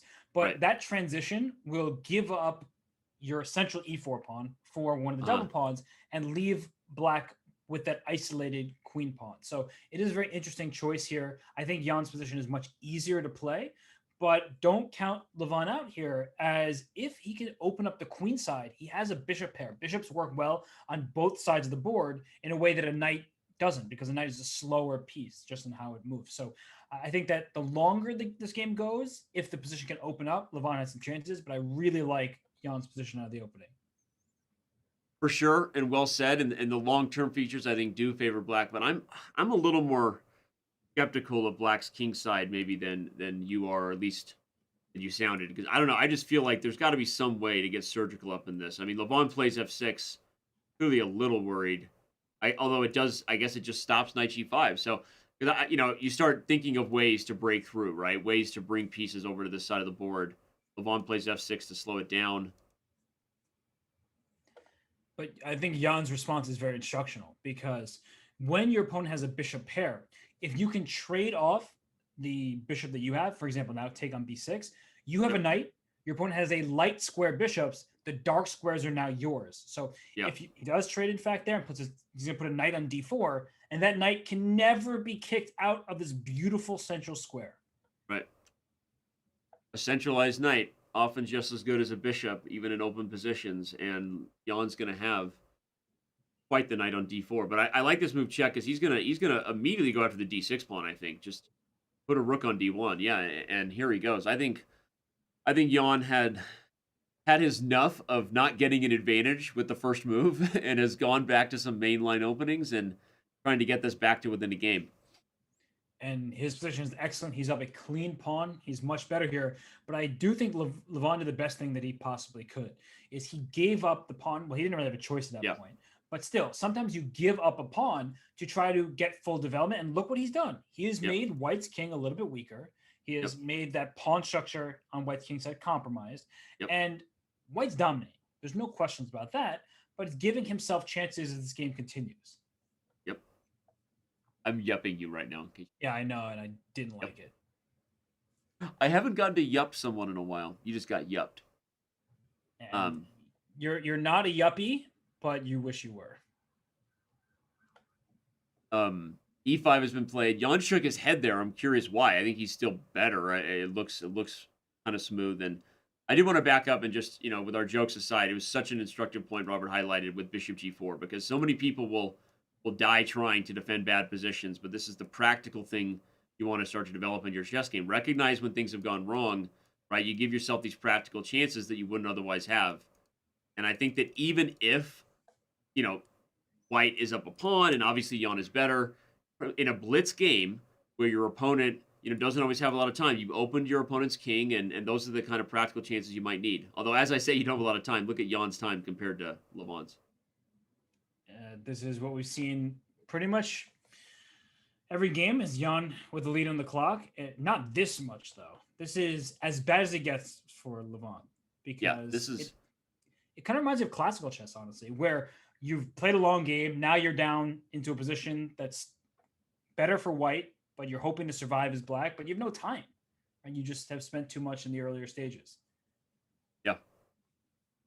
But I would love to just keep your pawns doubled on the F file. But I know that if I move my rook from E8 to F8, for example, there could be some F5, and whose king is weaker at that point? It looks like Black's, but maybe it can be turned around and White's king could get in some trouble. So he does just that. I don't know. Yeah, I'm with you. It's could end up being a weird double-edged finish with both kings open and the major pieces on the board. Doubled F pawns are not the prettiest thing to look at. So I guess from Levon's defensive point of view, if he can just kind of sit tight, maybe he has better drawing chances even just in the rook ending. Yes, he'll play queen f6, I guess, out of necessity, just more than anything. Like I say, get to the rook ending. Yeah. And those pawns are bad. And if you look at the queenside pawns, it's a 3-on-3 on the queen side, despite the fact that Black's pawns are doubled. And on the king side, you don't really have an pass pawn the way you would like. But that's a good move, rook d7. Yeah, this was instructive, everybody, because what Jan's saying is exactly to prove me and Robert wrong. If you take, I will take with the pawn.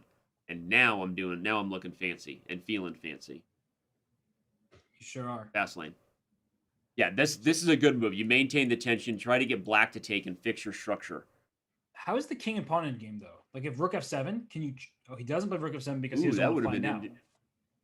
It won't happen now, but that's an interesting question. And, okay, so how to go forward from here? You can trade on f6 and take on b7, but that will only be one extra pawn in a rook endgame, and those are notorious for being... giving the side that's down upon great drawing chances. So I don't know if he wants to take on f6 here, and he has plenty of time, so I would advise using some of it. Right. You would advise Jan to use it. You and every coach that he's had since his childhood. And you know what he said to a lot of those coaches?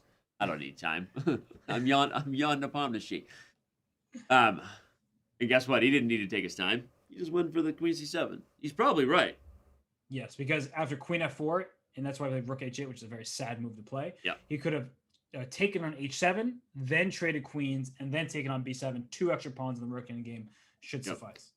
Plus, just from a practical point of view, everybody, I'll applaud Jan real quick that, regardless of the fact that he's criticized sometimes for playing too fast, when you have this kind of time, it often is wise to just keep the position as is. Don't give any clarity, right? Because the easiest moves for your opponent to play are the forcing moves, the recaptures. When you check, they just move, right? So keep the position. Look at, yep, Levon, and oh, he made that move. But the point is, it's a lot harder to play this position with no time, and indeed, he converts because of it. So I think even if the queen trade and rook ending was winning, this was the right decision by Jan, and he's brought it back to within a game as he takes a sip of that tea. I think that's a very good point, Danny, that you made there is when your opponent has mere seconds on the clock and you are well ahead. We're half joking when we say take your time because there are moments in classical games as well where Jan plays too quickly and it backfires. But it is in those moments where you are pressuring your opponent on the board and on the clock, you don't want to simplify, allow them several quick moves, and that gives them the ability to figure out the position. Hey, Danny, we have your favorite opening. Mine as well. I was just going to say, after applauding Jan's last game, I have to turn my nose in disgust. But you know you like these lines way more than most of the others. Yeah, these lines are exciting though. This is the poison pawn, right? This is what I'm all about. The winnower and the poison pawn, not seen at the highest levels every day anymore. It was all the rage in the 90s, but we'll do back up real quick, just set the tone of what this French is all about. Ooh, because H4, I haven't seen that move in a while. The whole point, the winnower is defined with this move Bishop B4 in the French. The basic dynamic quickly is that black will get positional advantages on the queen side in exchange for having parted ways with his dark square bishop. The white immediately exposes that with things like queen G4. And in these variations, the main line after knight bc6 is actually to play the move f4 to protect e5 and then bring the queen back. But Jan plays h4, not the most commonly traveled road, and now queen d3. The risk of these lines is that e5 falls. But what White's saying in these variations is, look, even if I'm not up a pawn, I still have a passed pawn, right? So in a lot of the poison pawn, White is trying to keep that pawn, which is why it's called the poison pawn. Here, White gave it back. You're going to win c3 and try to just win on the dark squares. You'll notice that there's no variation of the French, Robert, that I don't like for White. I even like this. I like the main line poison pawn, and I like this. This is a much sharper variation compared to others. Yeah. And I think I needed to do myself a favor and give my good friend Tatev Abrahamian a phone call. She exclusively plays the French, and the amount of winners she's had in her career. But she would like Jan's position here, and as much as I got my punches in, I like White in every variation. The more I look at this position, I'm like, Jan, you win with the French, you dirty dog. But why did Levon play h4? I mean, the main lines are good enough. You don't got to go for that, bud. Just play the main line. You know what it could be, Danny? And as amazing as a player as Levon is, of course, sometimes when you play openings that you don't play regularly, you make mistakes in the early theory. And you forget. I do think that the position's still playable, but you play a move like h4 and you're like, wait, was that the right time to do that? Or am I now allowing black to just get a good position? Yeah.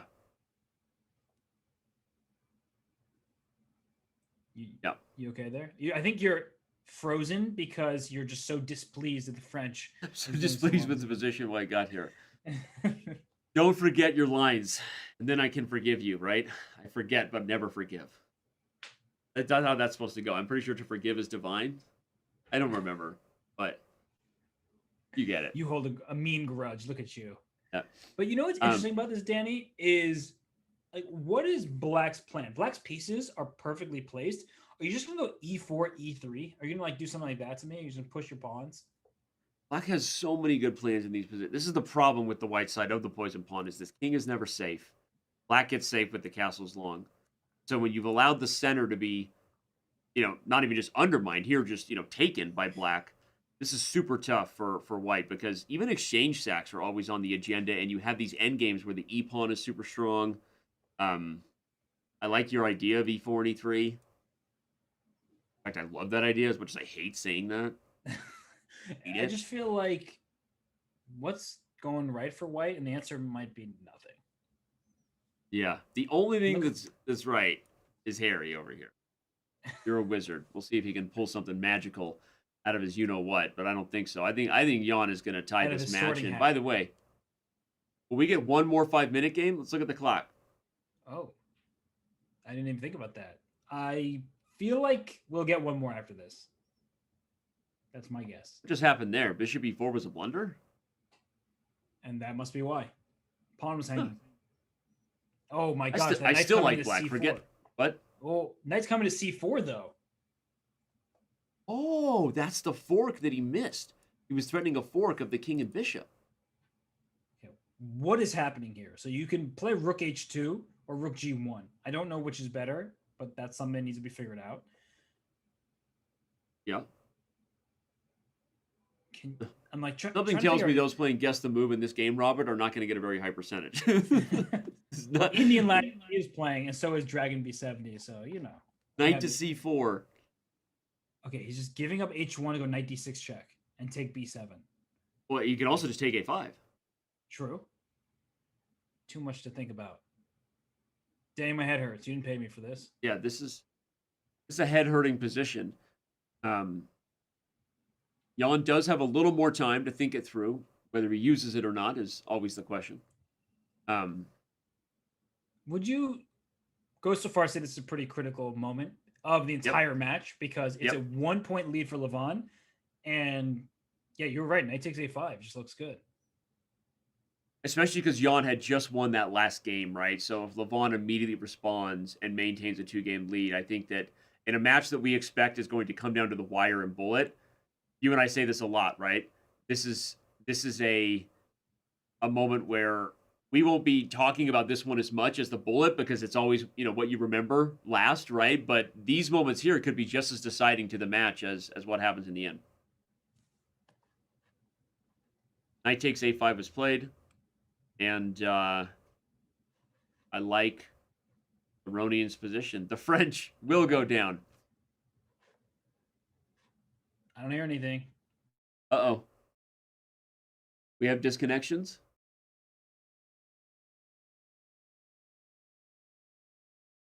We have Robert here. Do we lose internet? What do you think?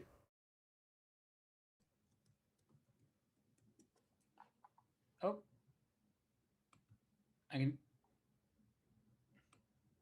Robert? Yeah, that's on you guys. It's our internet? Wait, now you're back, I think. Maybe? Are the Wait, players what's going legit on? fine?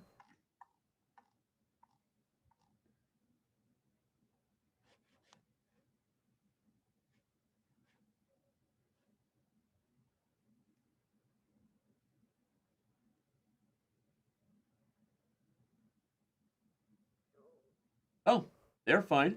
And we're back. Wow, and now I hear you again. And everyone heard us the whole time. If you guys didn't see my face, I have my O face, and I also have my "Dear God, is my live server crashing" face. But it doesn't look like it is. That was strange.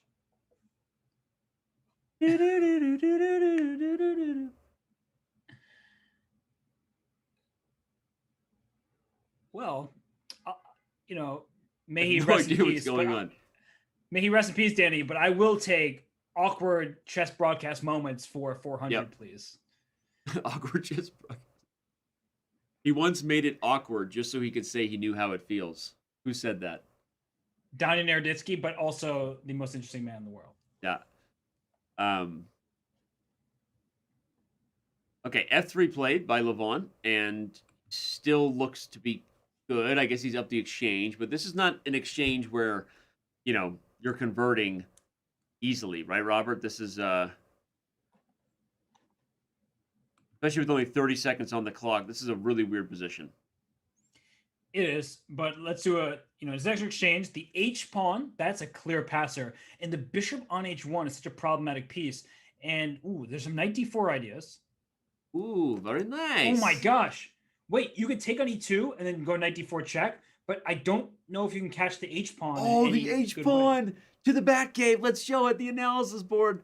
It turns out Harry is a wizard, and if you go for this, you can't stop me. Oh wait, you can. Played bishop takes E5 before. Oh, bishop E5 first. Friggin' sick. If that doesn't highlight the bishop's dominance over a knight, nothing will.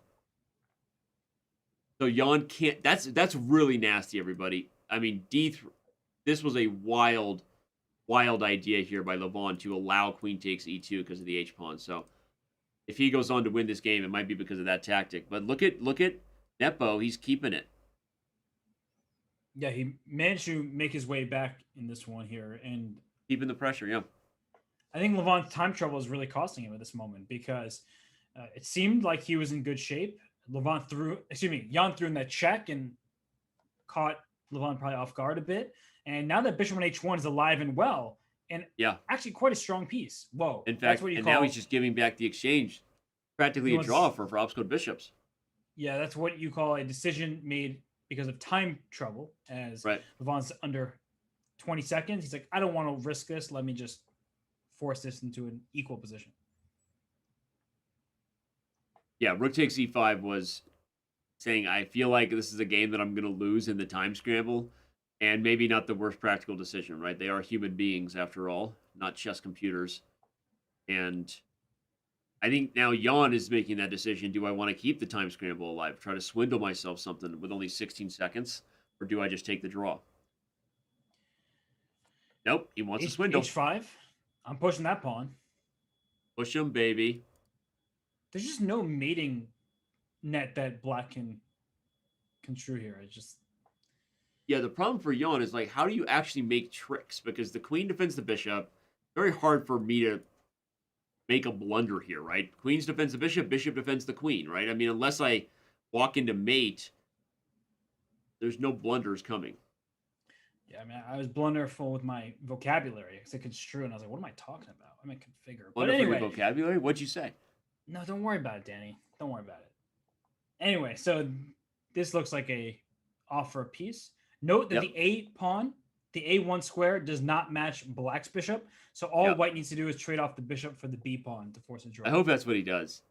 Or is what he just sack and then put the king here. Yeah, that's what he should do. That'd be fun. Easy draw. And this will officially be the last game of the 5-minute portion. It took a long time, and he does it. Yes! Robert Hess's dreams are alive. There they are. For those tuning in, we got 10,000 of you on Twitch and about 5,000 on YouTube. Thanks for being here. You didn't know this was a draw. The reason is that the bishop can't force the king out of the opposite color quarter, so it doesn't matter what you have, even when you win the pawn. You cannot win an endgame with a wrong color corner bishop, even with an extra pawn and minor piece. So, fun fact if you didn't know. Robert, I stole your thunder there. I'll forgive you eventually. But we have a one-game match, and we'll check in with what our Smarter Chess predictions said in a minute and see what we think will happen as these two players face the faster segments today. But right now we have our next primetime SmackDown coming up. I don't even remember who it was, if this is my match versus John Bartholomew or John's match versus Eric Rose. We've had a lot of these going on. They've been a ton of fun. But if it's my match versus Bartholomew, you are in for a treat. I'm going to say that. If it's Rosen and Bartholomew, it's probably lame. You should probably leave right now. Let's be honest. Those guys not rocking the biggest personalities. Am I still on air? Okay, let's go to break.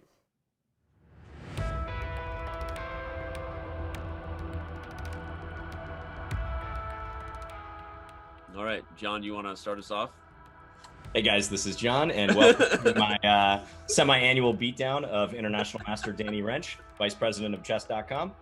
Happy to be here with you, Danny. Oh man, that's hilarious. Okay, I was giving you the opportunity to do, hey guys, I mean, off the camera, I already told everybody, I told the team that's recording this, that I would rather take black first just to avoid your damn Scandinavian. Okay. And what I said in reply is you don't have to play e4. I'm going to. We'll see what happens in the match, okay? Like you said. All right, anyway, John, great to see you, man. And here we go. This is going to be a ton of fun. Be gentle. All right. Just kidding. Don't be gentle. Best of 5, 1 minute. Let's do this. Levy the other day told me that somebody paid him to keep the match close. I was like, whatever, dude. It's not even true. When did you start playing the Tory? I mean, or You haven't been paying attention to my games over the past couple of years. It has been a while since we played, hasn't it been? It has. We used to do Chess Rivals and then some. Yep. which was a ton of fun. Agreed. I would say we should bring that back, but I've got enough pain in my life. Why would I put myself through that? Yeah. What are you doing? Well, you already have like 3 kids, so Yeah, I don't know if I need a kid in my life. Yeah. Possible adoption again. Wouldn't that be? Oops. Yeah, that was a bishop, wasn't it? You didn't see it. I'll take it. Can I do this? I'm doing it. Oh, okay. I don't know what's going on, but I'm doing it. Sharp stuff. Hey, not the first time that I've. Wait, I think that actually worked. I definitely thought that rook was defended on d1. Not gonna lie to you guys. To Okay. be fair, so did I. But I'll take it. What are you doing? Don't do things. Ugh. I'm gonna lose this first. No clean sweep. No clean sweep. Nice. I mean, I'm with you in how shocked you feel right now. My heart goes out to you. Your strategy of giving me white in the first game is already I paid. did. See, psychologically, I avoided the Scandinavian beatdown. Now I'm gonna play d4, and if somehow that leads to a victory, I put you in a where a lot of people are against me, which is just, all you have to do is win a few games. It's not that hard against me. There you go. That's a good point, though. I have my back against the wall already. Yeah, you have my back against the wall. Is that what you said? I was saying my back, but all right, here we go. right. I told you before we started. I don't know if this is going to air. I'm not in charge of the production, but if this airs before the match with Levy, if people know, I almost beat Levy in a match. Twist Right. ended. So Yeah, let's you've make already sure we told me do that this like 3 times, Danny. I'm literally the almost doesn't count guy. You have to keep reminding him of that. What is going on here? Driving me crazy with your good moves. Yeah, you're the guy who like nearly won the state championship basketball when he was like a Keeps senior talking in high about it, school. and then over talks time the about it. story becomes, yeah, I won the. Oh, you pre-moved. Oh my gosh. What did you do? What are you doing? I was. Oh man. This Why is did not you good. pre-move that? I don't know. I don't know what you were doing, dude. My Okay, this is lord. the scenario we didn't want. Dude, this has never happened to me. I gotta replay it. How did that happen? What did you do with the pre-move? Let's see. Knight d2, queen d3, knight e4. Yeah, I played knight d1 out of pure desperation defense, and you pre-move rook c3. I guess I didn't predict that you would play a move that bad. I know.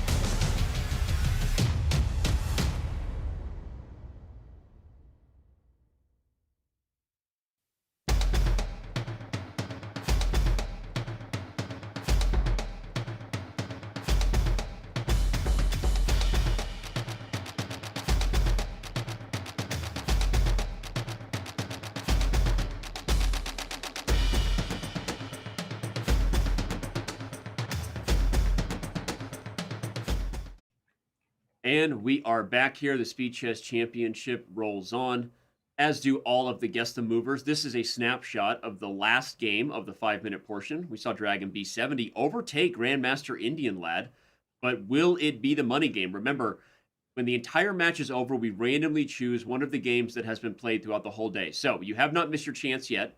And just because there are others on the leaderboard before you literally gives them no more chance than you to win the cash prizes or the premium memberships.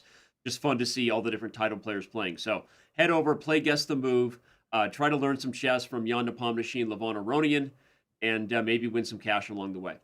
Speaking of Jan Nepomniachtchi and Levon Aronian, Robert, Smarter Chess Predictions actually did have Levon taking the edge in the 5-1 portion. Not quite by 2 games. But if that stays the course, then Jan is about to bounce back here. Yeah, and Levon, he was kind of close to making it a 2-game spread, but Jan held well there in the end. And I must say, Smart Chess doing a decent job, but Jan is favoring the quicker time controls. And if these predictions hold true, then Jan's in great shape to win this match, as he is only down 1 game as we head into 3-minute plus 1 second increment time segment. Yama32 in the Twitch chat, that's an interesting request that we've actually gotten multiple times. The problem with how allowing multiple pre-moves while you're playing Guess the Move is a lot of times you guess the move and then you maybe change your mind before they've moved, and so you need to click and go away. So it's not exactly easy to build in multiple guesses built up like we allow for multiple pre-moves when you're playing Guess the Move. So I saw that same request earlier in Chess TV, so I'm acknowledging it, but I don't know if it's something that is actually possible to do. So anyway, but appreciate you playing and appreciate the request. Appreciate 9,000 plus of you on Twitch. We still got 6,000 of you over on YouTube right now. The party has just begun. I think we're in for a nail biter, and here we go. The 3-minute is about to start. We have liftoff. And let's see, Jan gets the white pieces. There it is, E4. So he realizes this whole B3 stuff not working out for him in this. Oh no, we have Berlin stuff going on. But this was fun last time.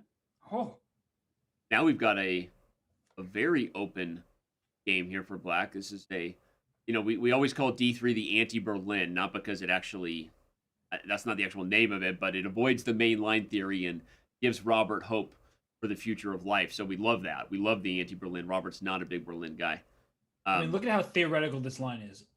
It's really hard to get everything acknowledged, but if we just take a quick look with an analysis board, after Black made the 9th move castle, it looks like A5 just traps the bishop on B6, because that was the whole point of White's play, was it not, to go A5 and trap it? But I believe that there's like a bishop takes F2 check and E4 move. It's a very complicated position, and I don't know all the ins and outs. I just know that Black is not giving away a piece for free. Yeah.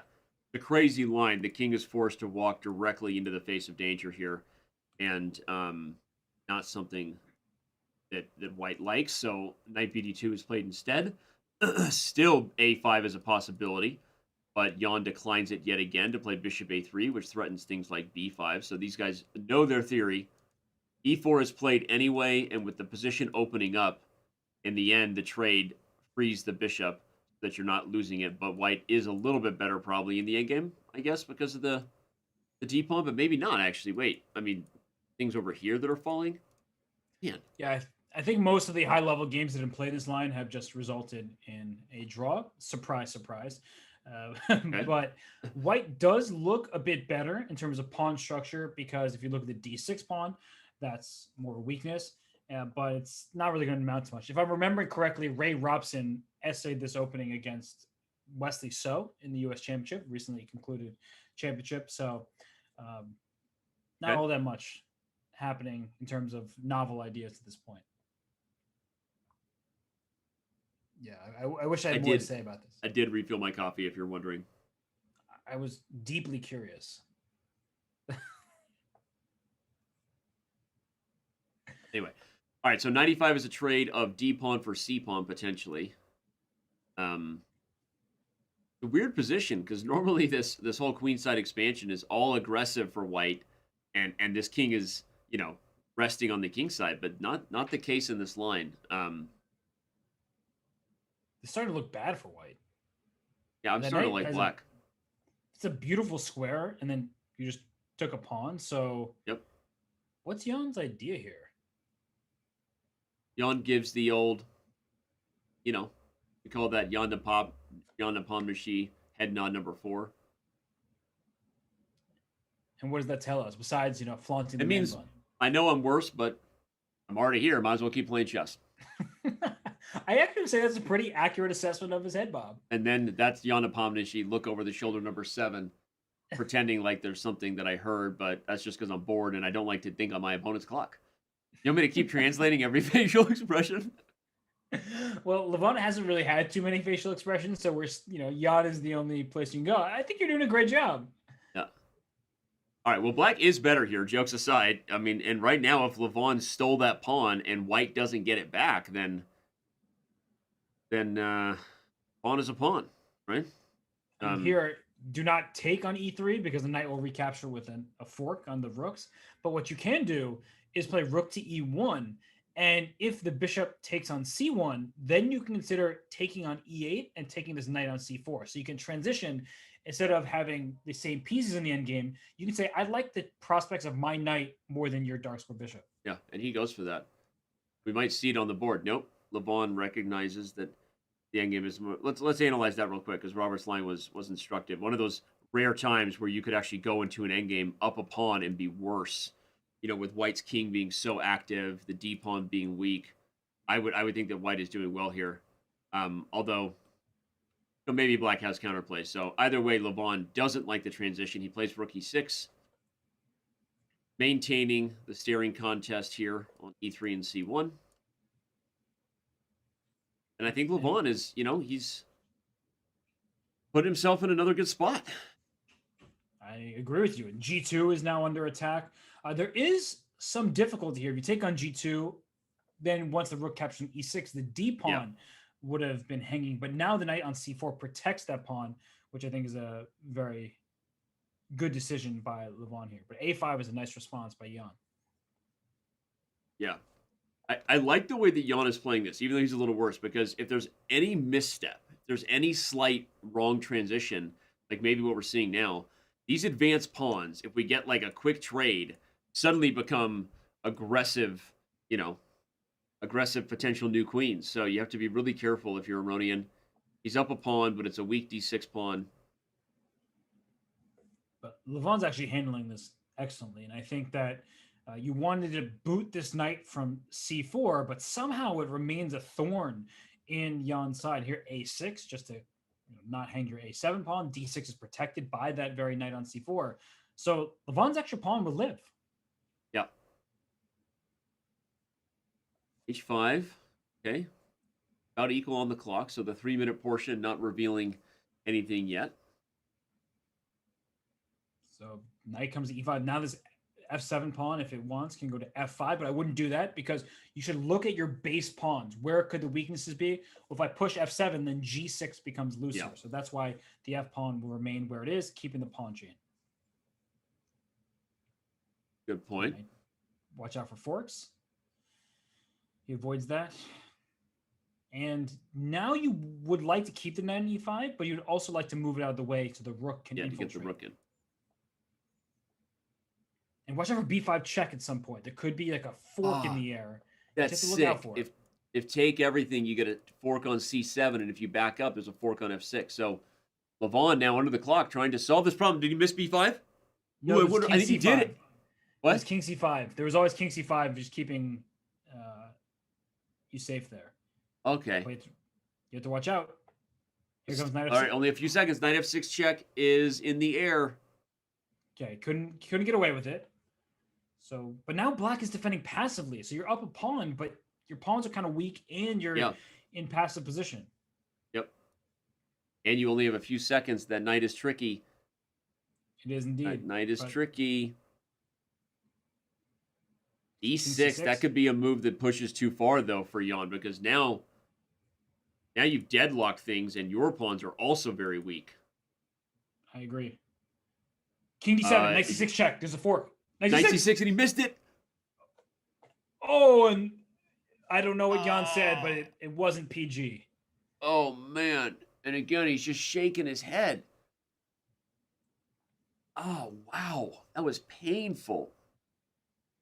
Yeah, that wasn't good. It felt like B6 was pushing a little too far. Honestly, it felt like he should have settled on the fact that he had been worse most of the game, down a pawn, acknowledge what was so, and keep the tension. Like the moment, if we bring up the analysis board, the moment he played B6, I was just like, that's how good positions you go a little too far, I think, because, you had all the tension here. You could have just repeated with a draw. They'd already repeated once.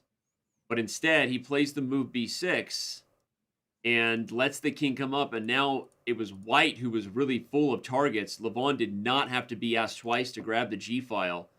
And even if he doesn't blunder the exchange, like he's already, knight D3 check is coming and knight C. Just to show, Robert, there was like awkwardness like this, right? With mates. This was advancing those pawns was not a good idea, and he pays the price.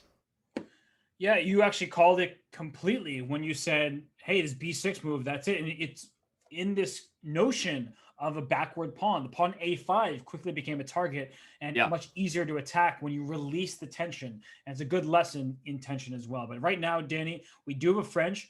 I actually like black's position. I don't really think that white is breaking through anytime soon. And if that's the case, look down that C file, look at those double C pawns, and also the F5 square. It's a light square. You only have a dark square bishop. So if that knight can quickly get to F5, like if you could put the knight right now at F5, black would be in great shape. Yeah, let's bring up the analysis board to show where Levon varied. If you're just joining us, the last game of the 5-minute portion was this same exact position. In the traditional winnower, Levon went for the main line with queen g4. In this game, he played 7h4, which is a line, not as well known. But ultimately, Jan seemed prepared for it, defends against the rushing h-pawn. And then what happens is if white fails to deliver anything on the missing dark square bishop, which is kind of the overarching theme of the winnower, then it's only a matter of time before you're positionally worse on the queen side, as Robert said. And so I'm kind of with you. This doesn't look like a line that had a lot of bite. It's still always double-edged because forever you have the potential dark squares if you're white.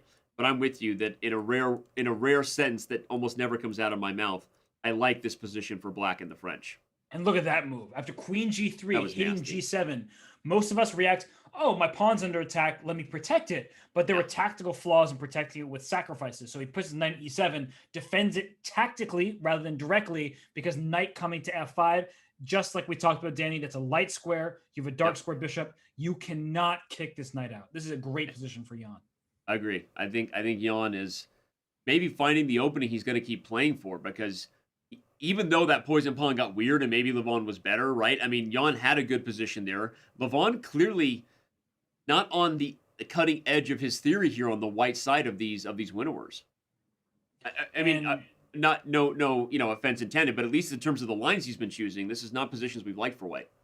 Oh, not at all. Because whether or not you keep these double C pawns on the board or you trade on d4 and open up the C file for your rook and queen to barrel down, black's position looks quite safe. There are no weaknesses. The knight on f5 is so strong, not only attacking the d4 square, but defending g7 pretty much permanently. And the rook on g4 kind of needs to share the square with a pawn.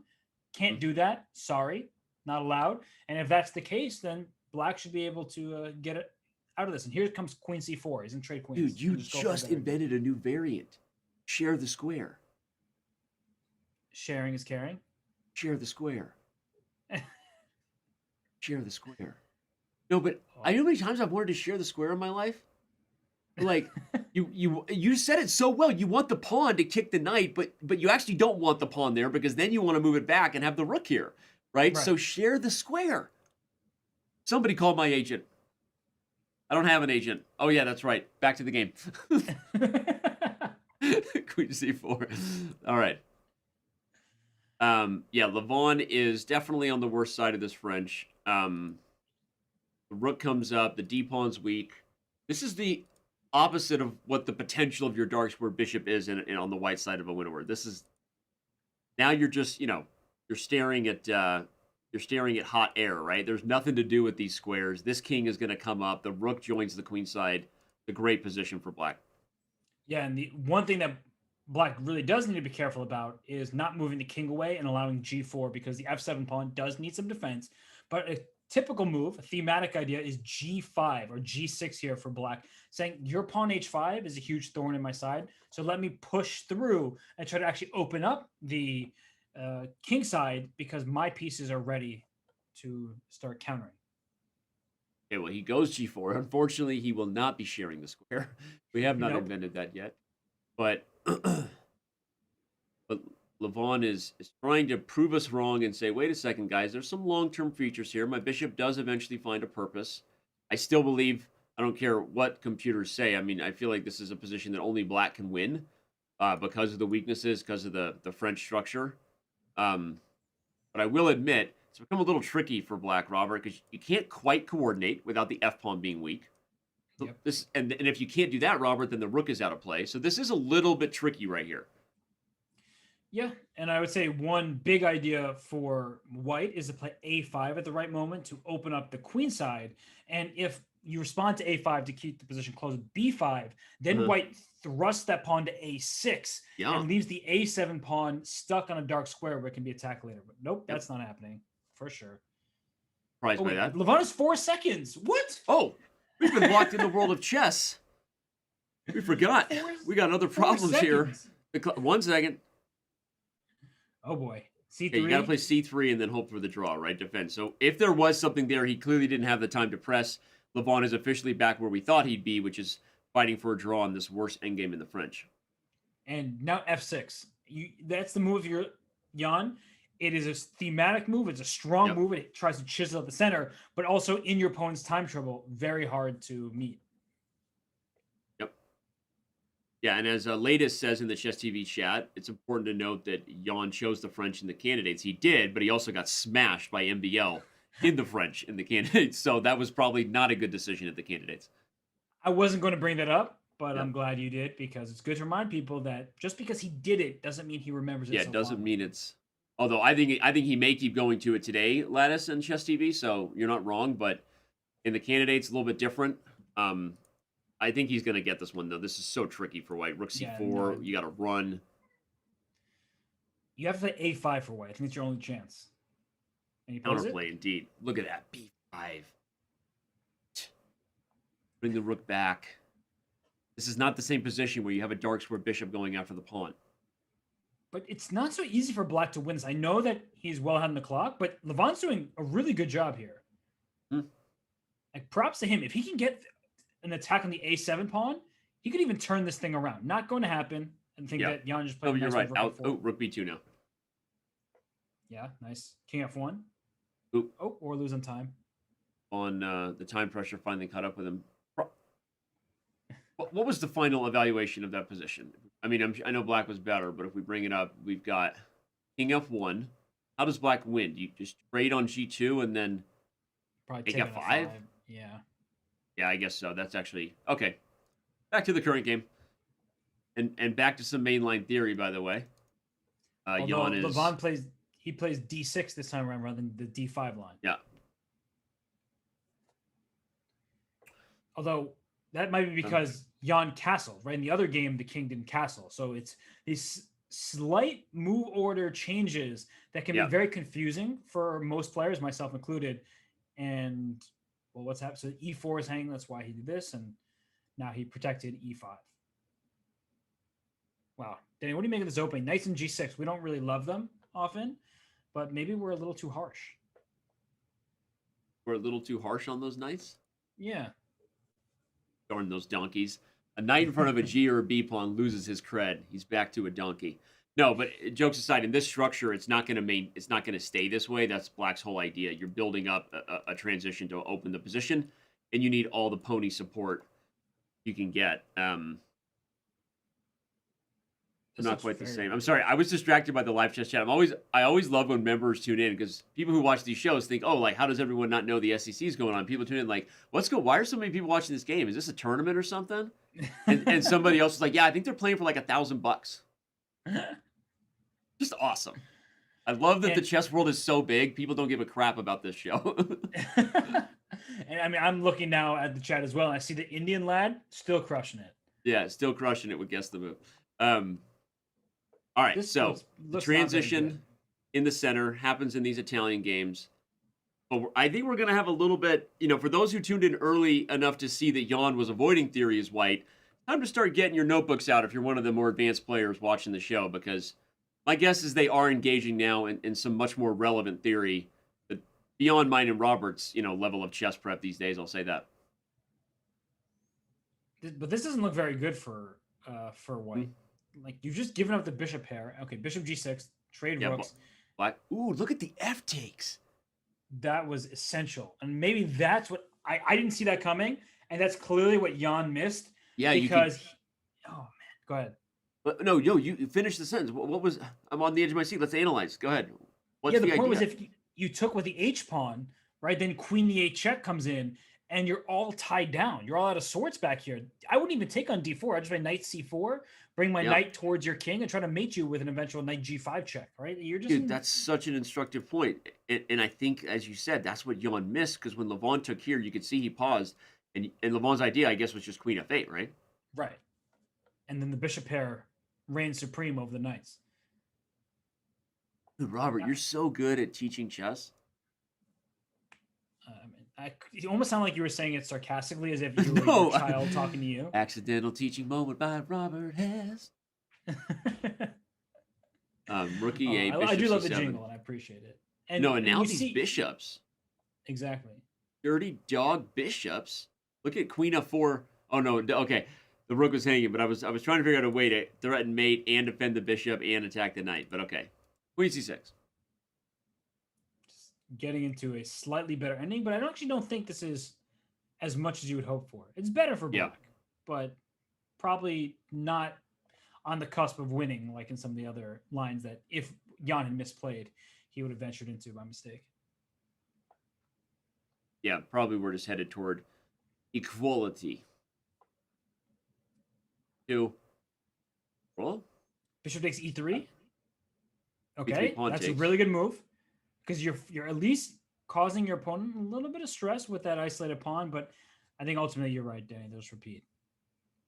You know what's frustrating, Danny, is earlier f takes g6 was necessary, but in that final position, you really wish it were h takes g6, right? Yeah.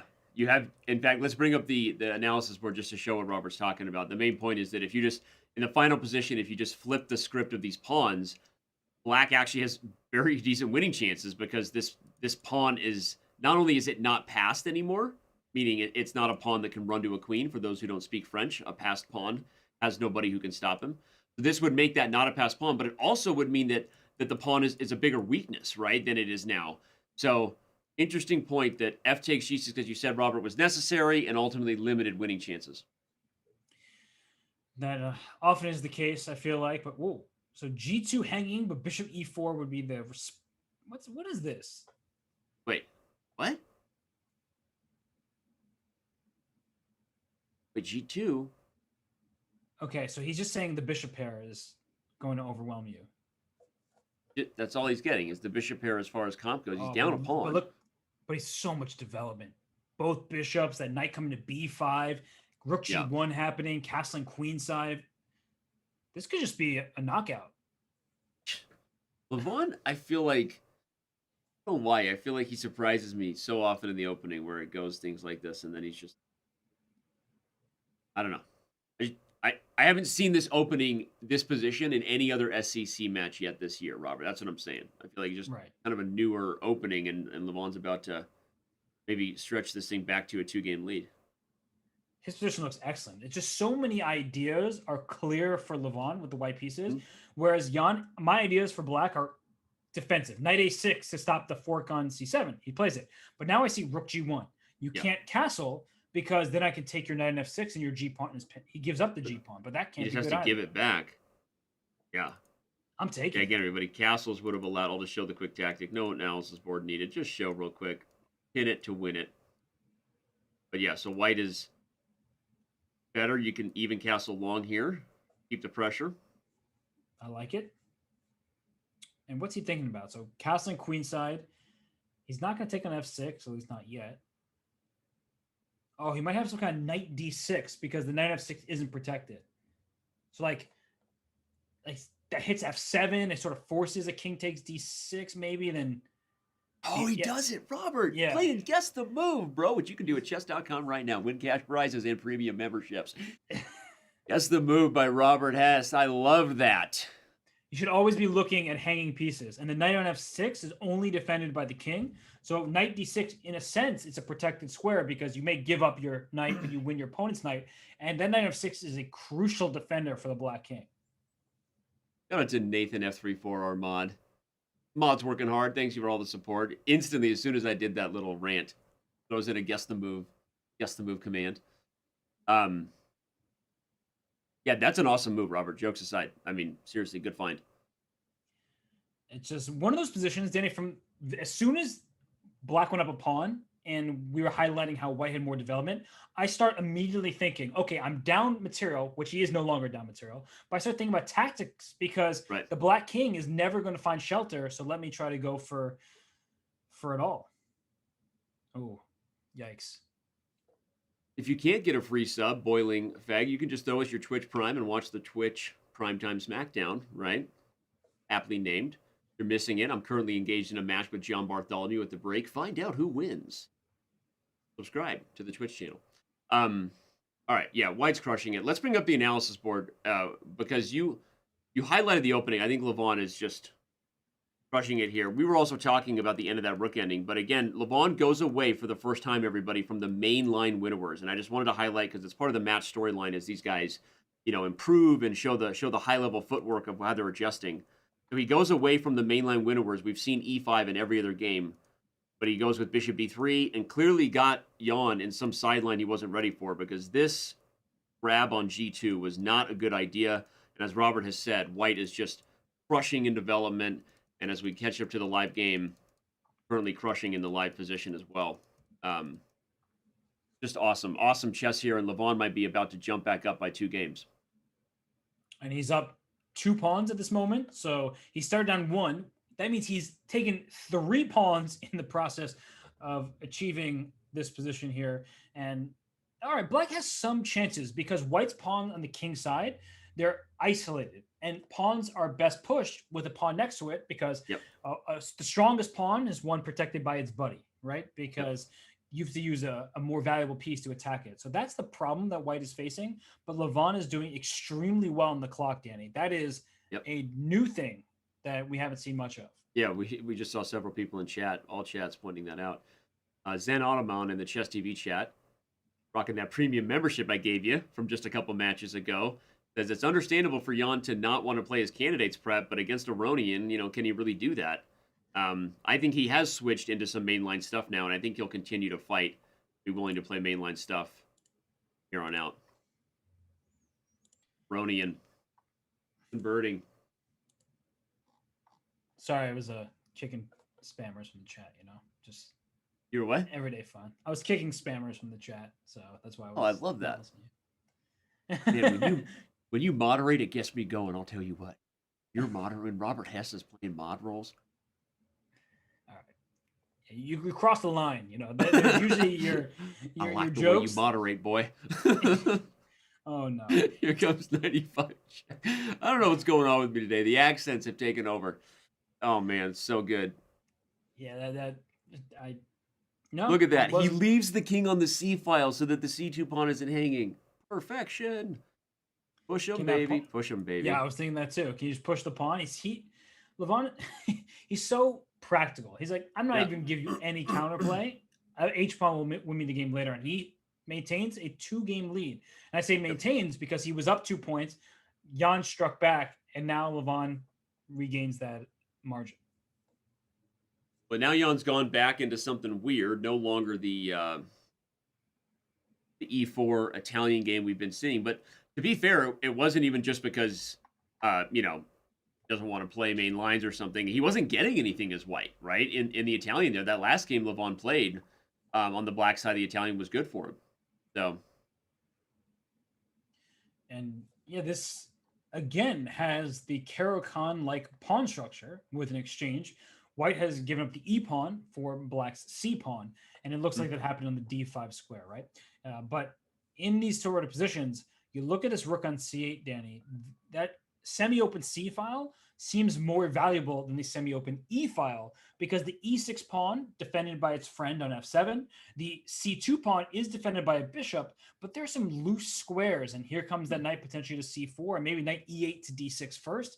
I feel like it's easier for black to play this position in part because it is relatively closed, and if it's a closed positions, knights often outplay bishops. Yeah, well said. Now, what's interesting is if you go knight c4, Levon is probably considering just taking that thing off the board. Although, it's an interesting moment. You kind of had to move the knight because a5 was under fire. So no, instead he maintains the tension. He's going to relocate the bishop to one of these diagonals. Also, knight to c5 is on the agenda, so probably moving this knight to either d7 or e8 makes sense here. Yep, indeed. He does it. And d4 is a problem. So if you play c3, then instead of having your pawn safely defended with the bishop, now it's on a potentially vulnerable square. So I really like the way Levon is handling this. And actually, I like that move from Jan, even though it doesn't threaten anything. This kind of remaneuvering of your pieces to coordinate better, bring that rook over towards the center or the king side. Yep. There could be a g4 type of push in the future. Indeed. Great, and now you see White's pieces like they planned it all along, joining the party. Unfortunately, Black's position is so solid that, you're still just kind of staring at a wall here. Levon offers the trade of the dark sword bishops. Okay. The biggest issue for White long term is this weak C pawn, and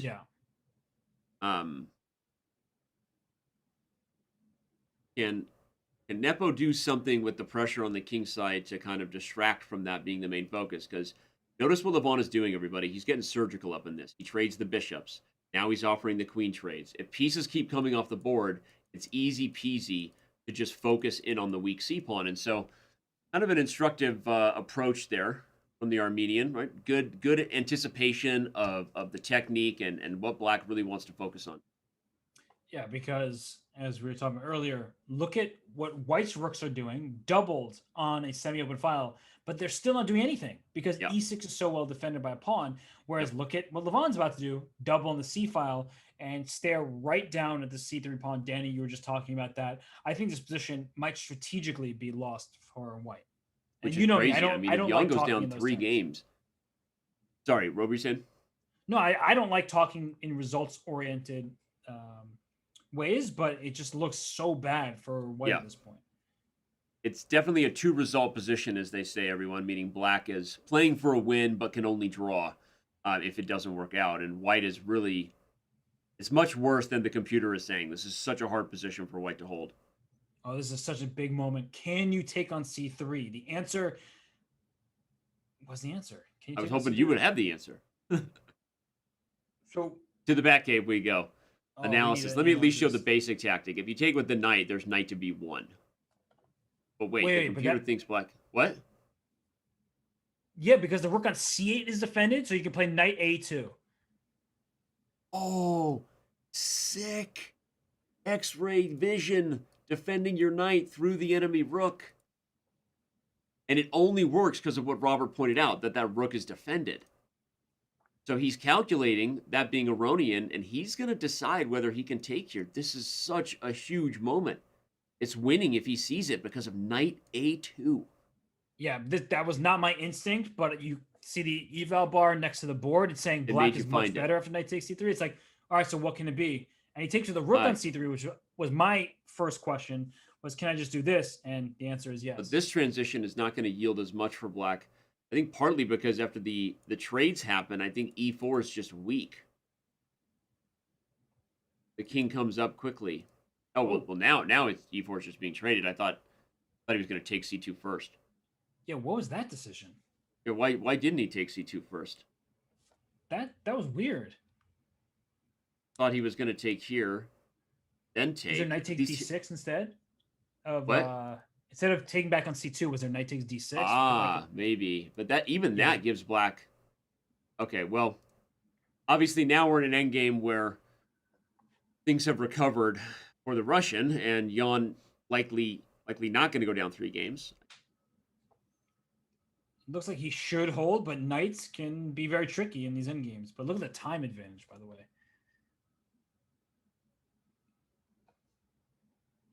Right? Like, and another extra minute position for Jan. He just can't win. The knight's too strong on d6. He's up on the clock a lot. Yeah. You know, it'll obviously be interesting if we talk to Jan after the match, whether he thought that as long as he was in a game or two, he was still the favorite in bullet. We'll find out. I mean, right now, I don't think he's thrilled with his situation, and I don't know that I would put him as a 2-game favorite in bullet. Maybe 1 game, but 25 minutes, we're going to find out what happens when the fastest portion kicks in.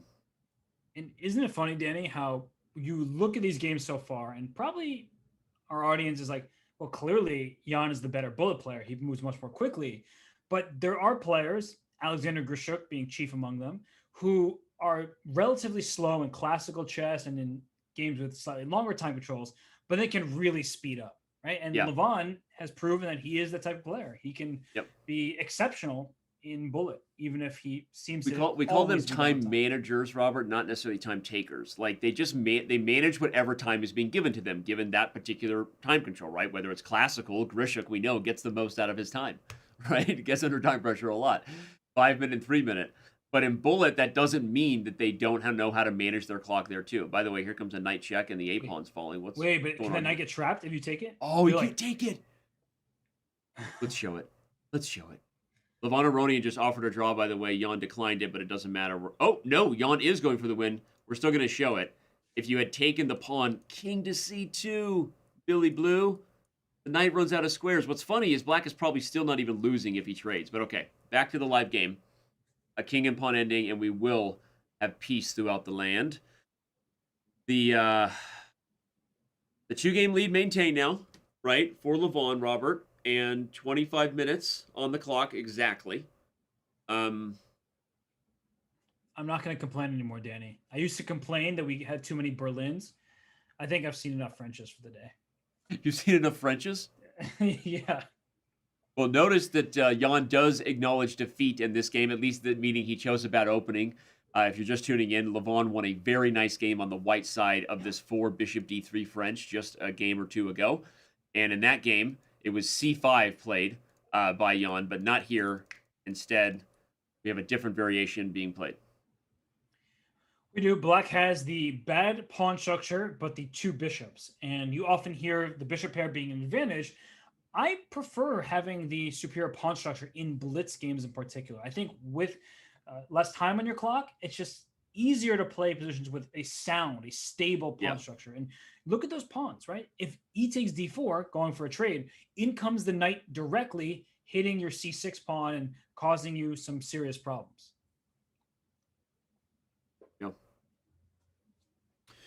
Interesting that you said that. In faster time controls, you just prefer having the strategically easier position to play, which there are a lot of practical elements that go into this kind of thing, because sometimes it's a position you're comfortable with that is most effective, not necessarily the objectively best line. Bishop a6 now played by Jan, and Levon's got to be thinking, can I get away with taking that pawn? That's also my question. And Jan, of course, going for some tactical variations that include bishop takes c3 as an idea, because the knight on e2 is pinned to this rook on f1. But after d takes e5, the knight on f6 is also under attack. So yeah, he goes many for it. Different possibilities.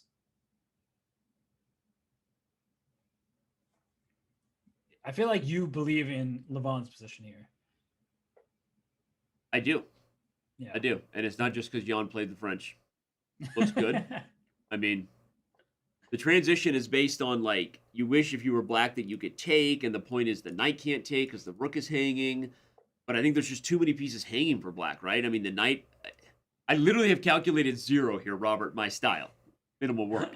But my instincts tell me, and I tend to follow my heart, white's better. Listen to your heart. Or the eval bar, either way. Yeah, no, white is definitely doing well here. And you can tell that in addition to how we're evaluating it, look at the time usage by Jan. Yeah. He's saying all this time, then plays knight to d5. And he's still hoping to make use of this frustrating pin from a6 to f1. But to start with, I think white can play rook e1 here as a move. It definitely deserves to be considered. I would also look at, I don't want to play knight takes d5. That just fixes your pawn structure. So even a move like bishop d2, by the way. True. I mean, you could. I think rook e1 just makes the most sense. Just get the rook off of the pin. No, okay. Levon's going to trade. Now what? That was a move we didn't like because now it's getting harder to defend the knight. So what does Levon have in mind? I was thinking knight f4, but I don't know if it actually works out so well. You're nothing if you're not tricky, silly Robert. that is my tricks are for style. kids. C3 is interesting too because even if you take the knight, you play rook e1, and actually white is still coming out up just a little bit ahead of this. Is rook d2 or rook e1 more precise? And he plays rook You're d2. right. And I actually don't know if it is, but the point is that once the bishop takes on c3 here, after b takes c3, that bishop on c1 wants to go out to a3. And if that's the case, maybe having the option to double in the d file is extremely valuable. Nice. He takes c3, bishop. Oh, okay, he takes there. Oh, okay. So maybe it didn't matter in the end. Yeah, but it was an option. You were right, and that was an interesting thing to consider. I don't even know if you were wrong. I mean, if the bishop came there and somehow prevented castling, it actually have been a tricky little spot for the black king. Okay, Rook so to white's C1 going to have the likely. superior pawn structure. Right, so white's pawn structure will be better, but black has tremendous activity along the d file. I think that it should offset the worst pawn structure. But in blitz, and now Levon being the one down on clock, I think that Jan has very good chances to hold this game. Agreed, Town. Population us. That's the only place I want to be right now.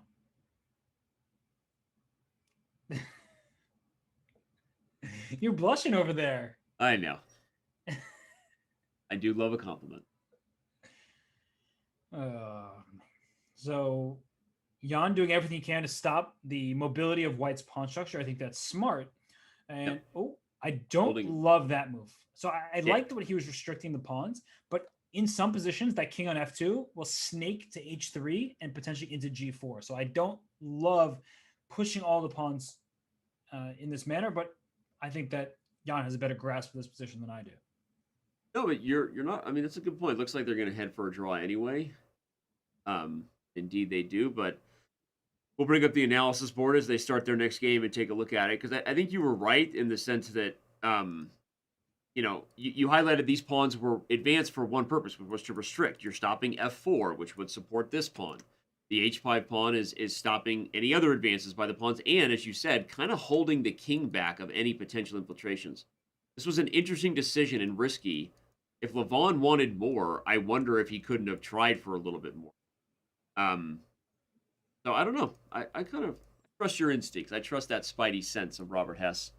Do you think if the match score was not what it is right now, that he would have played on? I wonder, right? Which is then now we're already getting into that meta strategy talk time of the match, right? And the Speed Chess Championship is unique in that you've got, we always call it the shot clock counting down.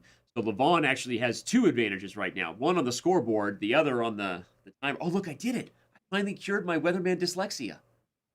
I pointed to the clock correctly the first time. This feels so wrong, but now I'm into it. This is why weathermen love their job. I have to work on it because it's that way for me. I did it for the first time. I was going to dance alongside you there. It would be a Green Town. Let's do it. Ready? Like dancing with ourselves. I don't think we're exactly in sync, but yeah, no, seriously, Levon has the advantage of the clock, but if he's doing that, Robert, and getting into bullet, where a lot of people feel like Jan could be the guy, it's going to be interesting. By the way, Nepo back to the weirdness, back to b3, and Levon is matching him step for step. He said, "You're going to play some weird stuff. I'm going to push my A pawn," and that is quite typical. If you fianchetto, you often want to push your rook pawn because you directly challenge that pawn and open up your rook's line of vision. Shout out to Harlem Knight, who just gifted a diamond membership to maybe a friend of his. That's a streamer. Go to twitch.tv/Harlem Knight. Let's throw up that command there. So Harlem Knight. But anyway, yeah. Thank you there for giving the gift of chess education to a friend. Way to go, Harlem Knight.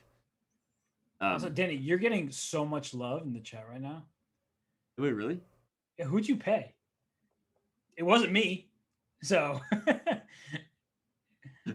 Someone just said, Danny is so positive he's forcing me to smile. yeah, that's a big compliment. You ever seen someone try to not smile while they're on a jet ski, while they're watching Chess TV? Try to not smile while you watch me do this. I mean, it's pretty easy for me, so you're asking the wrong person. Chess TV. We're back to the opening we had in game 1, by the way. This structure occurred and that bishop was bad. Looks like the difference here is that Jan has actually broken through on the queen side. Let's go to the Batcave and see what the difference was, Robert. We had this exact opening, but here, Levon didn't have the advance of c5 and knight c6 with d4. He played the a pawn first, which has led to kind of a very different position, right? Levon goes for advancing a4, and now when the structure opens up and black does get d4, he's not able to keep it there because white has ways to kind of wiggle out. So I don't think this is as good as the position Levon got in that first game. Yeah, it's not. It's more double-edged, I would say, because in that other game, the position was very close, and it remained closed to the very end of the game. Here, both sides have more chances, which is what you want if you're Jan Nepomniachtchi. You want to win some games, you're down 2, but you're also creating some problems very concretely. Your a4 pawn is isolated and can be targeted with either adding more pressure along the a file or bringing one of your knights to attack that pawn. Right, he commits away from that idea. You were pointing out knight b6, but you still have what you're saying, the a pawn here. So you're right. I guess Levon, maybe doesn't have the bind that he had in game 1 I was talking about, but it is more double-edged because a4 and now a5 is a bit of a target. But we talked a lot about that in the first game. Now c4 finally opening up the bishop on h7. Yeah, that bishop actually looks very strong right now. And if you go knight to d3, you can capture it, which gets rid of the bishop. But that knight is trying to go to c5, and that looks kind of scary in my eyes. He's going to put a knight on e5. No. Great. Watch out for bishop b4. Pawn is a pawn. Gimme, gimme, gimme. But that's thematic, right? You give up that pawn. You eventually take on c6. You play good knight against bishop that isn't doing as much as you would like. Or, in fact, in this case, he's just going straight for the b pawn without taking on That's c6. why I liked my move bishop b4. I mean, I highlighted it not just because of the a pawn, Robert, but it was headed to c3. I think bishop b4 was better than just taking the pawn right away. Hey, you're probably right. This is fine, right? Black can't complain. You're just trying to liquidate now. That move. Yeah, it's an equal position that we're gonna get. And if you're Jan, you're just deciding: do I take on d6 and then take on c6, or do I take on c6 and just trade into an opposite color bishop position? I don't know. I rely on you for those questions. I would take on d6. It feels easier to keep and then trade c6 and win d4. Yeah. Talking about shake, bake it right on d4. Although black does get the outside pass pawn, and we should make mention of that, and black's king would be a bit safer. Well, Jan is taking some time. That's something we say every day. He decides, no, he wants the opposite code bishop ending. It's interesting because, he is going to get the bishop on d5 protected by a pawn, which is not something black can get, right? I mean, black could try to get the bishop on c3, but it's not as effective as a bishop on d5 poking here. So I kind of like Jan's choice. And wow, he pushed the d pawn so early. I was going to mention that you put a bishop on c5. You can think about pushing the pawn. That felt too soon. Too soon. Yeah. Because he's going to go bishop c5 now and make it harder for you to just win the d pawn. No. Oh, that's a good move. No, he wants more. And actually, white has to be careful here, I'd say. Yeah, because if I get bishop b4 and d2, you're in trouble. Yeah, So he and that's a gives him bailout move. You're right. He just said, "Yep, I'm going to trade c4 for d3." Robert's right. Because let's bring up the analysis board because we're going to have a draw now. But that was and in fact, we just had a draw offer. That was a really critical moment because if you don't just bail out, let's say you know, what do? Like you try to, there's no way to blockade the pawn. Like bishop b4 is coming in. So yeah, this was getting tricky. Now we're going to have a draw. Yet. Well, watch out. 2 seconds. Got to move. Oh, 9 to 2 seconds. Okay. No draw just yet. And the king on g7 feeling in worse shape than the king on g2. King on g2 is very safe right now. Oh, f7. So just play bishop e7. 0.5. He's losing f7. Oh, He's losing the game. Wow. Jan has made something out of nothing here. And he, 0.1. He literally made that move with 0.1. Oh, rook h7 is checkmate. Rook h7's mate. If you see, oh, he finds it. The last time I was doing commentary with Jan and he had mate and 1 on the board, he missed it. I don't know if you saw that. It was one of the Speed Chess Grand Prix. There was a queen g8 mate. He missed it and went on to draw the game, actually.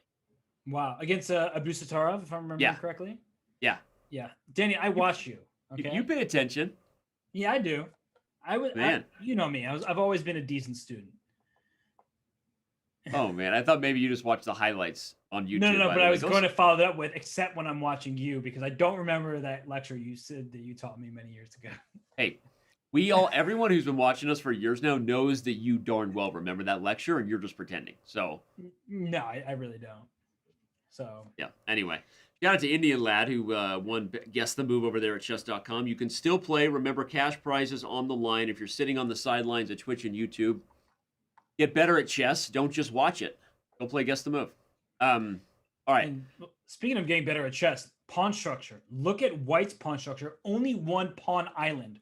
What's a pawn island? You want to see if there are pawns in the files adjacent to one another, right? So White has pawns from the B to the H file. Black has 2 pawn islands, the A and B pawns, and then the D through H pawn. So White's position is structurally a bit more sound.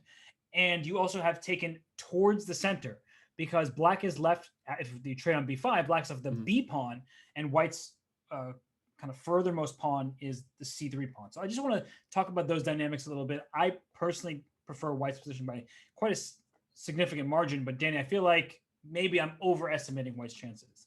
Well, even if you're not, though, it's instructive because I think especially, now the transition has made it much more balanced, right? Because we have dynamic weaknesses for both sides. Isolated C pawn and isolated B pawn, as you highlighted.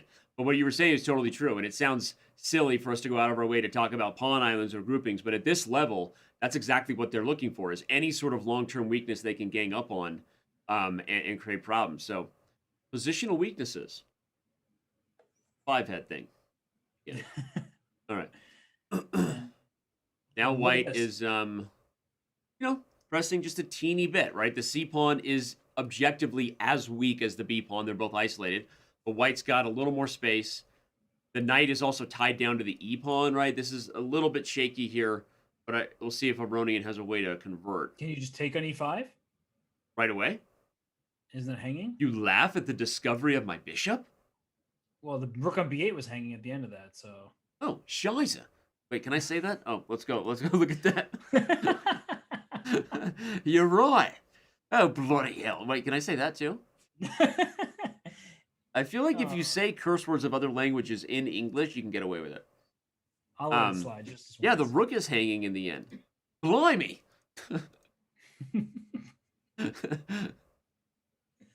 Oh, Danny. Why didn't he take? You're right. Everybody missed it, besides Robert Hess. No, you said the knight has to protect the E pawn. And I was like, I know, but I was just talking. I was talking generally, superficially. I didn't even realize it was actually hanging. Well, that's why teamwork makes the dream work. You bring up. I just got a note, not on camera yet, but I'll let you know. Yeah, I just we got an FCC fine for that one. So for my drop of multiple curse words in other languages. But you know what I do with fines, right? A lot like my parking tickets. Okay, you're a good driver. You don't get it. That's true, but it was a joke. Anyway, H5 played. Levon is pushing for a win for sure, right? That was a very Alpha Zero-ish movie. You honestly said movie, and you've been talking as if you're in Austin I know. Powers. So Queen to d5 is a good move. You're inviting black to trade and fix the structure and weaken the e-pawn, so Jan runs away instead. Yeah. And these double H pawns, they look weak, but perhaps they're not as terrible as I thought, because the H5 pawn can go to H4, where it's protected by the bishop. Don't take on B7. Do not do that. Yeah, taking b7 would allow rook b8, shake and bake. And that's not that bad, actually. You can actually sack the queen on b8, you're saying? Yeah. That's funny. That's funny. Yeah, you almost, because then you have the passed c-pawn. He almost could have gone for that. But now Jan has the e4 pawn in the queen's sights, along with the d file. Right. Oh, that's a good move. I like that move a lot. Bishop G5. Yeah. Didn't expect it, but I am applauding it. The main principle, everybody, is you're just inviting white to fix your pawn structure, right? Undouble the h pawns. Wait, it happens. Wow. And queen f5. Look at that. That's like offering an exchange into an ending where you have the outermost passed pawn and you have a bishop against a knight. So a really instructive moment here. Yep. And Jan needs to think long and hard, because it's not about seeing a tactical sequence here. It's about evaluating your chances to hold the game if you do in fact take on f5. But I don't see much of a choice because g5 is hanging. Oh, this is great for Levon. Goes for this hanging, but that's an instructive setup as well. Jan calculates it, but everything comes with tempo just in time so that he can get the knight in kind of a nice spot. Where, by the way, if it gets to d6 or h6, playing for a win. I mean, I know the c-pawn's strong, but c6 now? I'm pushing that thing. yeah, the bishop. Wow, what an inconvenient little. I almost said something about the bishop there. What an inconvenient little, you know what? Blocking c1, making it super hard for Jan, but he does trade it. And Rook this c4. Yeah, Don't let the king in. Very good. That's really important moment, because that king would have snaked into d5 and into e6. That could have been a problem. Although black does have this h and g pawn, which would have allowed him to create a pass pawn. But this should be balanced right now. Rook c7, rook c8 can force a draw if Levon wants it. Yeah, I think we'll see peace now. And ooh, wait, no, Jan wants more. He says, "You're under time pressure, Lev. Let's dance. Let's dance, baby." Actually, g4 checking king g5. I may have spoken too soon. Jan can turn the tables. Yeah, rook c4 was such a key instructive moment, not only from a defensive standpoint, but as you highlighted, now that the rook has forced the king back, black actually... Robert, watch out for crazy lines where I go here and I sack my rook for the pawn, but win anyway. That's very plausible. So c7, king takes f5. There's... yeah, I wasn't kidding. And he wins on time! Oh my gosh. And he's as surprised as I was. Not quite suffering from the same anxiety issues I am, but Jan was definitely surprised there.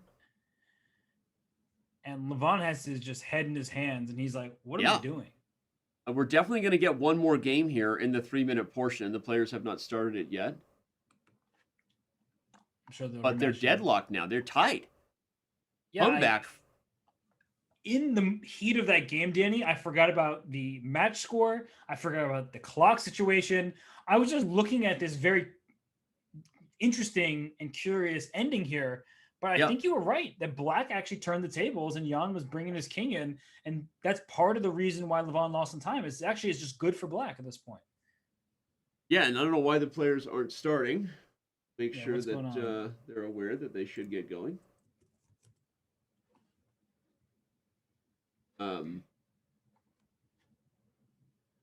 Yeah, okay. The tied match, so not really advantage for either player as far as stalling. So for those who are like, hey, someone's stalling, I don't really know that it makes a difference at this point in terms of the total match clock ticking away above us. But yeah, I mean, the final result was because of the clock, Robert, but you got to give Jan more credit than that, right? I mean, it actually was, had gotten away from Lev on the board.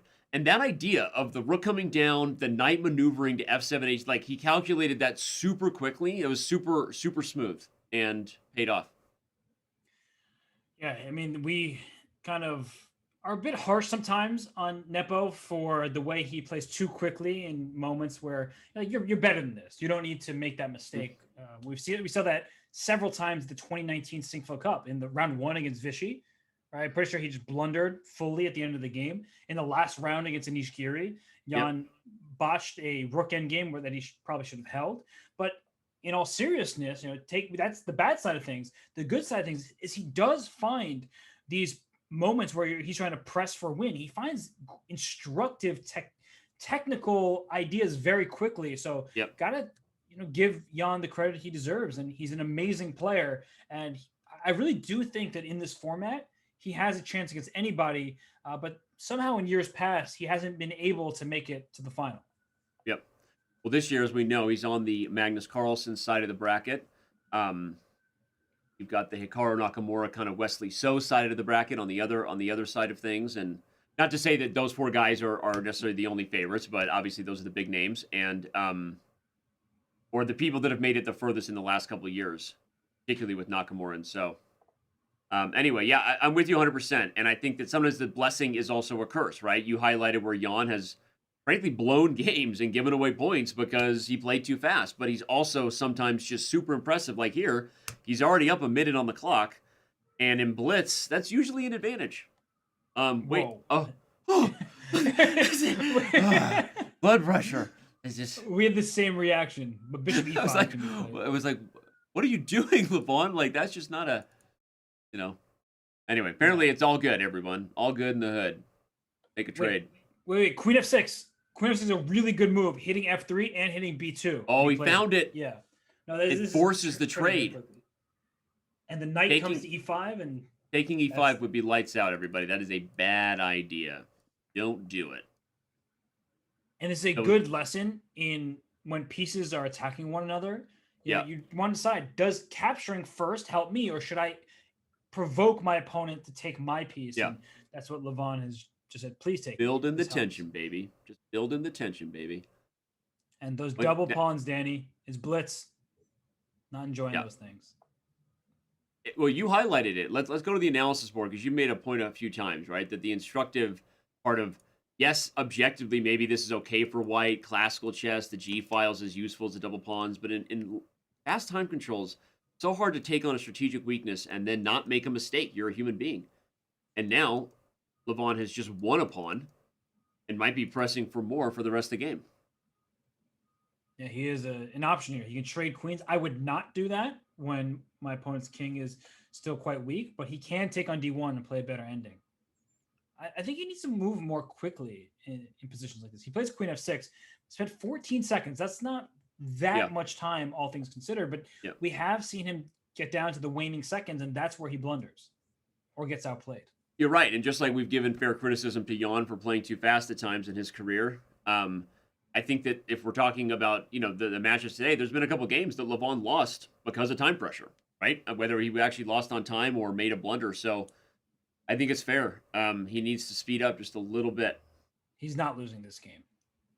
He's not losing this game. I agree with you on that. I mean, I'm looking at the position. Here comes that rook to H6. H6. I mean, you could take on B2, put your knight on E5, and then try to get your knight to the F3 square. You can play rook. No, he's building the tension. I like it. He's doing what you said, right? Bring pieces. Continue to stare down the trade, because the trade only activates your pieces further. I love it. Oh man, just every piece of his is doing something useful. Yep. And look at White's rooks, in particular the rook on B1. It's a purely passive defensive piece, and Levon is playing a model game right now. Yeah, something we learned very early on as chess players is you never want your big pieces defending your little pieces. Bad sign. And now even queen E4, you're already up one pawn, headed the endgame where E3 is weak. You could just do that. And that's why he took on G3. The H pawn was pinned. So an instructive lesson by Levon in pawn structure, creating an isolated pawn for his opponent, and the light squares. We talk about the dynamic knight against a bishop. If that knight gets to E4, there's nothing that White can do about it. Oh, feels so good. Oh, sorry, that was so uncomfortable. So good. It was so uncomfortable. the e4 square. Just love it. All right. How do you get to it? No, and he's just taking pawns. Pawn, pawn, he's pawn. a greedy man. Yep. I know you're never supposed to play it, but I do recommend f6 here. Oh. Yeah. F6 there would have been also possible, but he goes for checkmate instead. The h5 pawn was hanging, so I guess he can... he actually couldn't have captured, so everything looks good at this point, and he's ahead on the clock. So the time's up, by the way. This is the last 3-minute game. Yeah, officially, regardless of the result, we will be in bullet after this game. And will it be a 1-game lead for Aronian, or are we shocked by a blunder? We'll find out. But yeah, Jan came back. He was down by 2 in the match, and but yeah, look at this. This is great technique. I love rook g4. You can't even take f7 because of rook takes d4. Boom. Nice. So nice. That's how you defend with tactics. What? I've said this is a model game. Like, I understand that Jan didn't play the opening very well. He made a mistake, but it feels like every single move that Levon has played has had purpose, and he's just going to win this game and take a lead into the bullet. I think Jan maybe played that for the shot of some tactic with the bishop and rook, but he maybe forgot about d1 check. So either way, he's still in big trouble. Levon not allowing any kind of counterplay. You have to find some other way to defend the g-pawn. I think f6 is in d4. In order. What? d4 was also good because of the d4 was also good. e1 square. Oh gosh. Now you Make it stop. Even knight g4, so you can threaten rook e1. Oh, or the battery. Or the battery. Yeah, make it stop. All the light squares. Knight f3 check. Take on e1. How many extra pawns does he have? The answer is enough. Even knight c1 check? if you want. And if king d1, queen h1 check. And here knight takes b3 check. Takes b3. He's going to gobble the g-pawn unless Jan throws in the towel, which he does. So, on that note, wow. We predicted a close match, everybody. There's a reason the Smarter Chess Prediction had this as close to a 50-50 toss-up as we ever get. And Robert, I mean, are you excited for the bullet here? I don't even want to go to break because I just want to talk about this with you. Well, before we do go to break, Danny, I just don't know which Levon Aronian we'll see. We'll see the player who is a little bit too deliberate for his own good. Will we see the Jan Nepomniachtchi who comes out blazing with sharp lines? I have no idea. So, Danny, you excited? Will we see Danny Wrench win his second Primetime SmackDown, taking on John Bartholomew? If you haven't subscribed with your Twitch Prime now, officially a you problem. You can also do a regular subscription. No, but we do really appreciate the support to you and all of our premium members. Thanks for it. You make this happen. Enjoy the Primetime SmackDown. At the break, the rest of you enjoy a commercial about a video game that I'm never going to buy my kids. We'll be right back.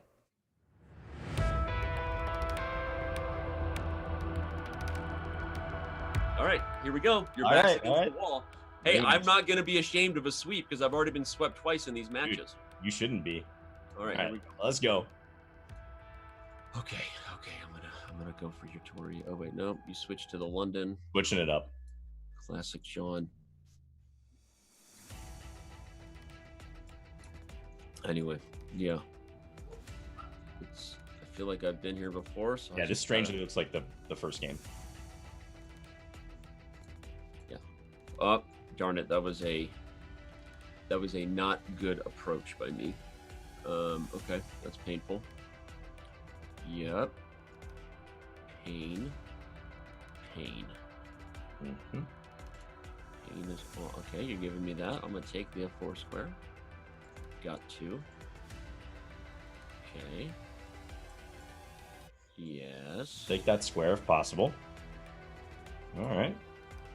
I guess a draw doesn't get me the win. You know, obstacle bishops, they're all drawn. But technically, you still have room to come back in a draw scenario. Not that that's going to happen. Okay. I'll take the D file. Mm-hmm. Uh-oh. You're playing very fast. Okay, you've woken up. This is scary. I evidently missed my coffee today. John has woken up. And I have to be careful of my clock again. No. Okay. Try to gather that whole pawn there. I'm going to let my queen into d2. Let her in. Uh-oh. This did not go well.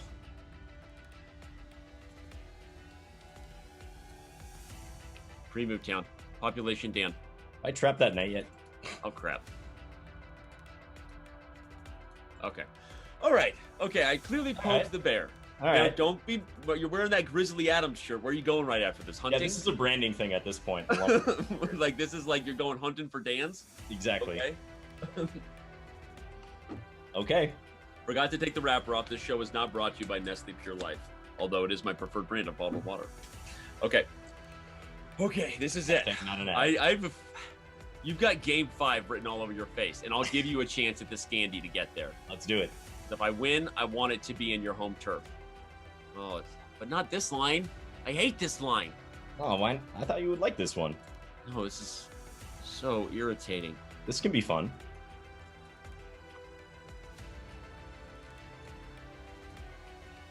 Okay.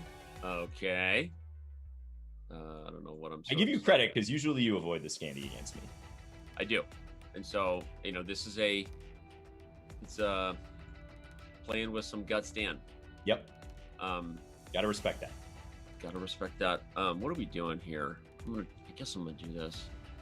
All right. No, I don't want to give you that. I like the dark squares. Okay, what I'd like to do here, don't even know.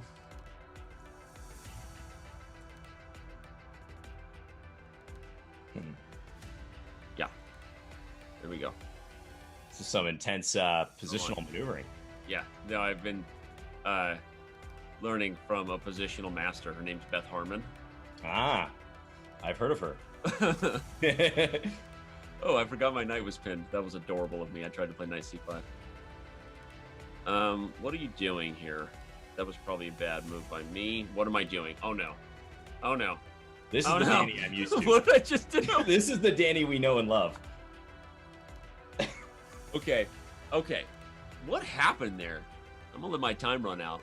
That was going well for me. I should have played a3, I guess, on b5. I should have slowed down your little minority attack. Yeah, that probably would have been a better idea. I agree. You're so smooth sometimes.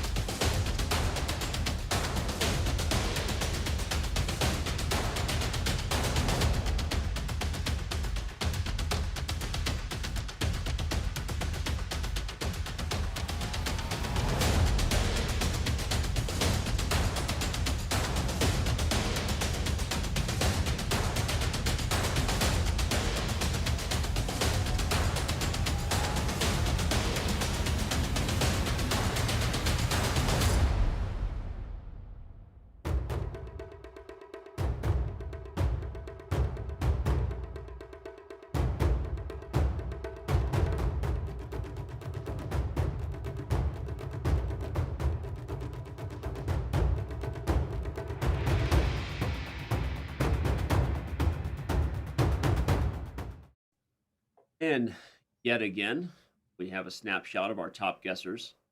Playing Guess the Move, Dragon B70. This was the last game of the 3-minute portion. So a couple of random games chosen. Still Dragon B70 sitting there at the top, Robert, as he usually does. But we'll see when it's all said and done who ends up taking home the cash prizes. Just like we'll see when it's all said and done just how accurate these Smarter Chess predictions were. If they are, guess what we have, Robert? We have overtime chess. That's true, because Jan Nepomniachtchi predicted to be a one-game favorite in the bullet portion. Levon Aronian, thanks to this final victory in the 3-1 segment, has the lead. What do you think, Danny? Is it going to be accurate? All jokes about Smarter Chess aside. I honestly, I would love overtime chess. You know how I feel. Anything that keeps me away from you is a bad thing. I want this show to last forever. Forever's a long time. I think you'll eat those words, but I mean, I'm with you. I think that especially after that. You just gave us one of those moments where someone says "I love you" and the other person goes, "Hey, I started off. I just said I love you, and you didn't say I love you back." I started off the show with like an endearing statement, and you kind of brushed it aside. So that was you getting back at me. No, I'm two just saying wrongs don't make a right. Okay, two wrongs don't make a right. Just ask Beyonce. All right, it's time for the bullet to begin. Yeah, better start. Otherwise, I'm leaving. All right, here we go. Here we go. Good. Hey, we have a Sicilian again. Yeah, back to that Alapin. Yes, and Levon, quick in the opening stage of the game, going for this B4 line, not so fast. That's why A5 was played. Whoa. Yeah, I wonder if Jan took a peek at this at all, but he definitely has a little bit of a better start than he did previously. Here comes the busted open center. That should favor the bishop on G7 if we talk about specific pieces, because that wants the diagonal to open up, but maybe not so fast. Knight C6, Knight E4. Both sides have weak pawns that they have to figure out here. Indeed. D4, B2 versus C6 and maybe A5. Jan offers a trade straight up of C for B. And now Queen D2 I would play just to protect B2, give my rook access to D1. So he says I'm taking C6. I'm with you. I felt like Levon should have sat a little bit on that, but he goes for some activity instead.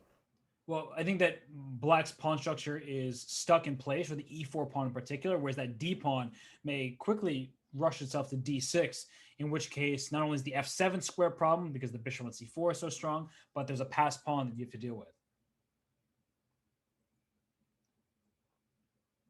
And okay, D5, very tempting here. There's bishop D5, huh? Going right after the pawn. So Danny, I mean, I like White's position. I think he's doing everything you could ask for in a bullet game. And A5 is weak, so Queen A4 was played. Yeah, I agree. He's also playing quickly. Jan's supposed to be the faster player, but not so fast, says Aronian. And the rook can drop back to C1. That's important. Yeah, the queen comes back. Or the rook. They're both possible. And rook C1, there's queen D3 check. That's why he drops the queen back. But queen D3 still happens, and down goes A3. Gives up the A pawn, but he's still a little bit better as long as the king doesn't get in trouble. Look at that move. G4. Love it. I was looking at bishop F7 check and queen C4, but I think that there's king F7, bishop E6. Rook C7 check. No, that works. Oh, he goes for it. Yeah. If rook takes, the bishop hangs, everybody. If king takes, queen C4. What a find. Bishop C4. Thank you. You have to thank everything that you don't lose your queen there. Thank God for that bishop C4. And now White's just up a pawn. King G2, play H3. Even if the rook comes to F3, you slide queen C2. Yep, he's doing it. Playing all the moves as I highlight them. And here comes rook C7, I guess. And Black can't move. Black can't move. You can bring the queen to C6. Here comes the D pawn at long last. Bishop D4. Anybody? Yep. Oh, bishop D4. There's no way you sell this. You can trade everything, and E4 falls in the end. He takes. Yep. Everything, and White's going to be up. There goes that passer. Queen C3 check. Wins the E3 Queen C2 check, picks it up. And then there's rook F7, queen E7, just to end the game. That's a check. I was like, wait, what's that? Always check it might be mate. And there you go. Levon Aronian takes the first bullet game. And we are going to have a photo finish here. I mean, if Jan does prove to be the better bullet player, he's going to have to do it uphill right now. Down 2 games with 26 minutes left in the total clock. Can you say tiebreaker? Can you say overtime? I can't say overtime. I'm just not sure we're going to get it. But Danny, what's interesting about this is you and I and Smarter Chess Predictions all thought that, hey, Jan is the better bullet player between these two, but that increment really helps, of course. And look at Levon's rating, I might add. Yep. Wait, we saw this. The rating, okay, the rating Jan is also... studied. Sorry, Jan studied this position because we had this as a possibility in like the first or third or whatever game of the match, and he just changed the move order and gave up his dark square bishop. So Jan studied this at some point. So he improved on his earlier game, although I like Jan's position better. Right. So that's what I'm saying. Jan improved on his earlier game from this match. Oh, I thought you were saying Levon studied it. I just missed who you said studied it. Yeah. Jan, yeah, I was going to say, I love White's position now. So he definitely looked at this during one. We'll have to remember this. This is the second bullet game. I'll try to remember to ask that question. I mean, now Knight C7 is crushing. Oh, rookie 8. Boomtown. It's over. Look at Jan. He's a happy camper over there. This is an important. Shout out to Aronian for making it tricky. He's still busted, and if you like bishop takes c6 even, and just destroy the pawns. Ugh. Yeah, you could probably enter an endgame with knight against bishop at some point as well. Yeah. After bishop takes c6. Oh, rook d6 is bishop f7. Oh gosh. Wow. You weren't wrong though. I wonder if you could have just traded on c6, taken d8, gone to the endgame, and the knight was winning over the bishop, but Jan didn't go for it. Well, he might go rook e8 check now. Yeah, rook e8 at the end. Yeah, rook e8 now too. Rook e8 takes queen g7. Yeah, takes, and then you win f6 with the knight. Look at those dancing heads, by the way. That tells you we've had a back and forth match, and that the underdog by a very, very small percentage, 46 to 54%, I think, Levon is back on top. Now you take c6 and win the king of pawn. No, you just take f7. Oh, I'm not sure I love this. And the reason why is you look where the extra pawn is. It's on the king side, h8 square, dark square. It's not easy to make progress here. Yeah, plus black is already in a great position, blockading with a centralized knight, holding all the squares. Yeah, b6, put all your... Oh, he's going to b4, okay. Yeah, he wants b4. But the king is coming to e4, knight d6. That says not so fast. Knight d6 holds the square. Push it, baby. No. Yeah, I feel like Jan should have had more. Yeah, Jan should have... Jan was winning, I mean, at one point here for sure. And how to do this? A b4. So knight f5, knight e3, here it comes. Wait a second. Wow. This is no good. Jan just took a peek over at the clock, I'm sure of it. That was what his eyes were there, and his face is like, not happy. I mean, the thing is the knight... Okay, he's giving up c2 to go king d5 and win c5. Yeah, but who's better now, right? You have to move. f5, okay. This is so tough. Made it with 1.9 seconds. Now this is winning for white, right? Wow. f6. 1.1 second. Got to move. Oh, 0.2. Literally living on the increment. 0.1. Yeah, this is crazy. Bishop e4 traps the knight. The knight gets trapped. Oh my gosh. The knight can go to King c2. C5. It's not trapped. What am I telling? No, because you got the c2 square. Yeah. Oh, but that's why he rerouted the bishop. Now he's pushing the a pawn. Yeah, but now you can play tickle. Knight e1, knight back. Okay, king b7, a6, a7. This is just nuts. Wait, king might get trapped now. All right. So knight. So crazy. Yeah, because the knight forces bishop b5. Guarded the g6 square. King c6. He's starting to get out. He gets out, king b5, and he's going to win. Yeah, now he's winning for sure. Oh my goodness. Levon somehow lost whatever the thread was that the knight had over the bishop, and now Jan should be able to convert this. Yeah, the knight can't stay there forever.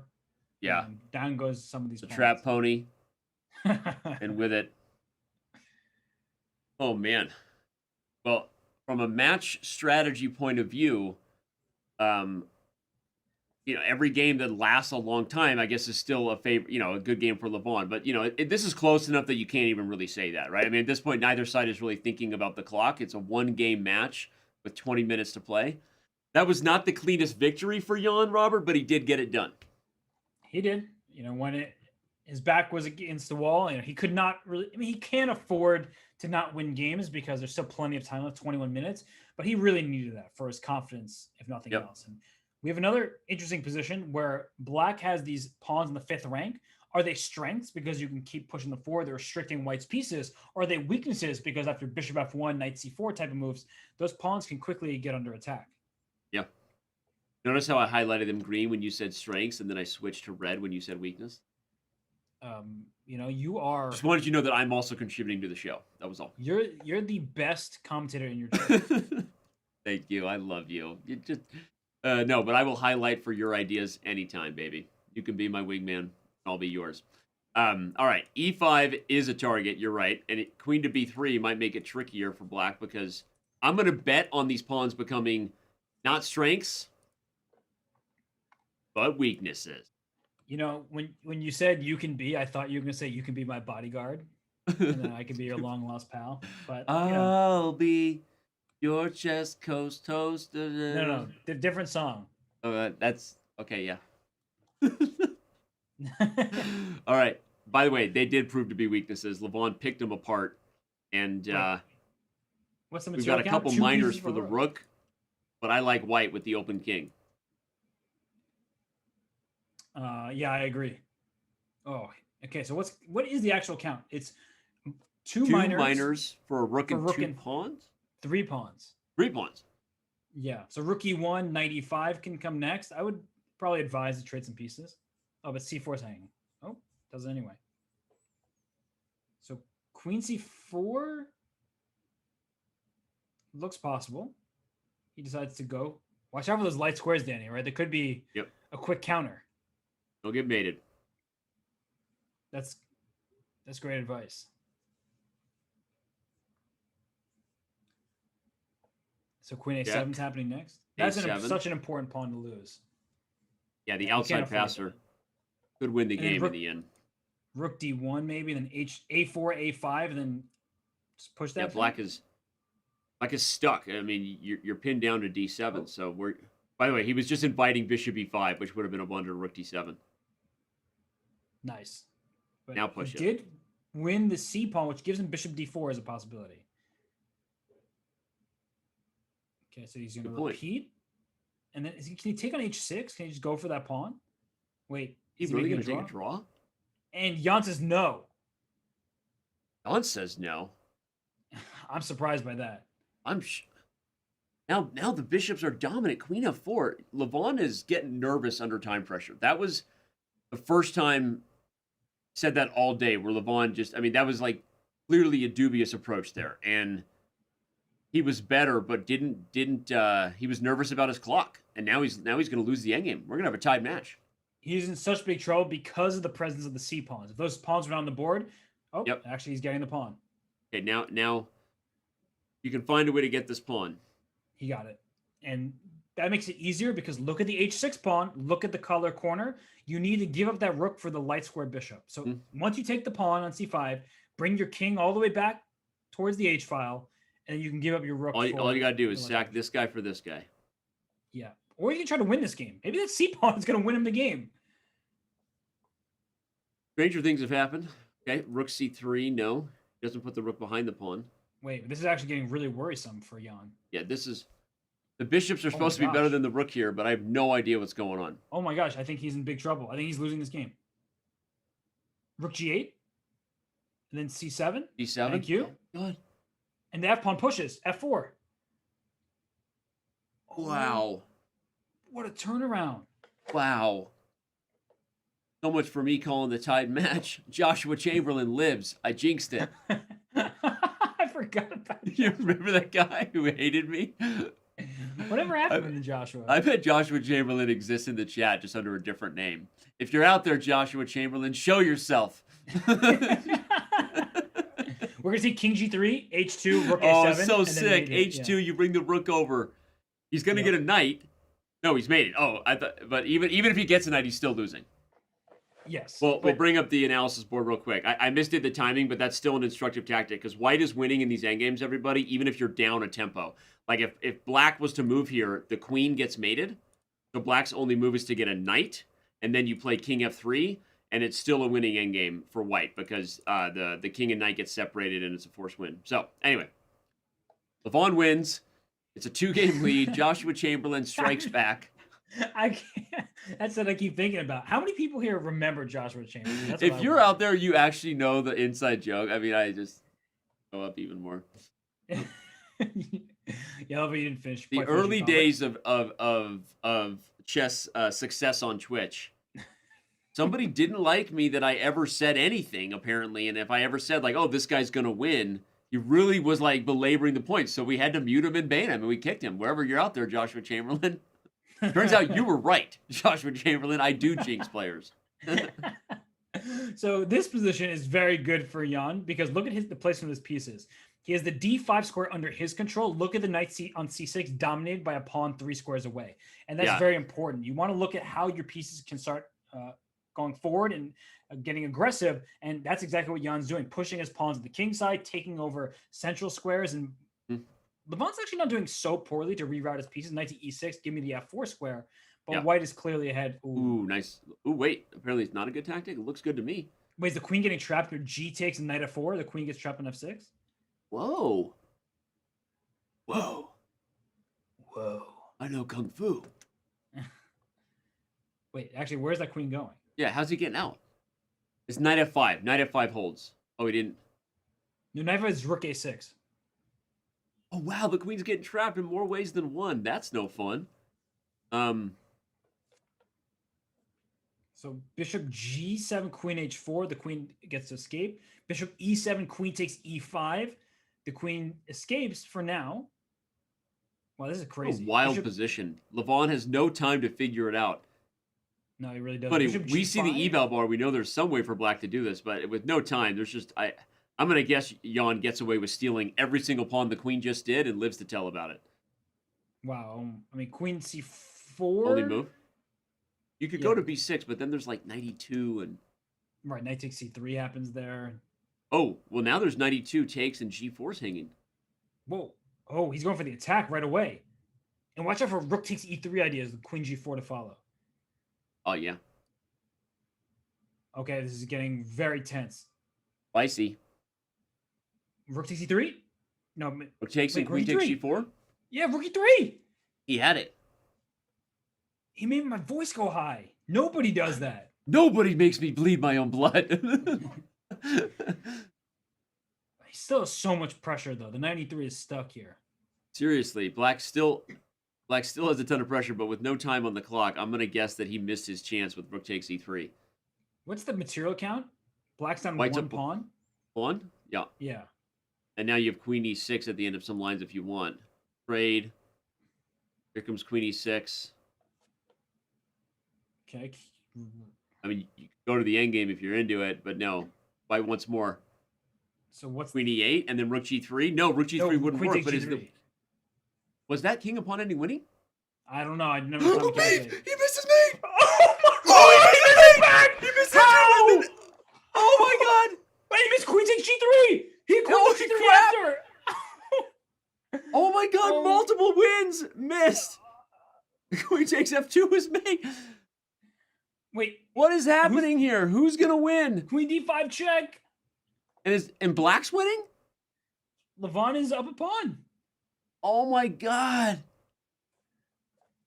What just happened? Jeez, Louise! What did Louise ever do to you, Danny? I know, right? Pushing my blood now it's pressure winning. up.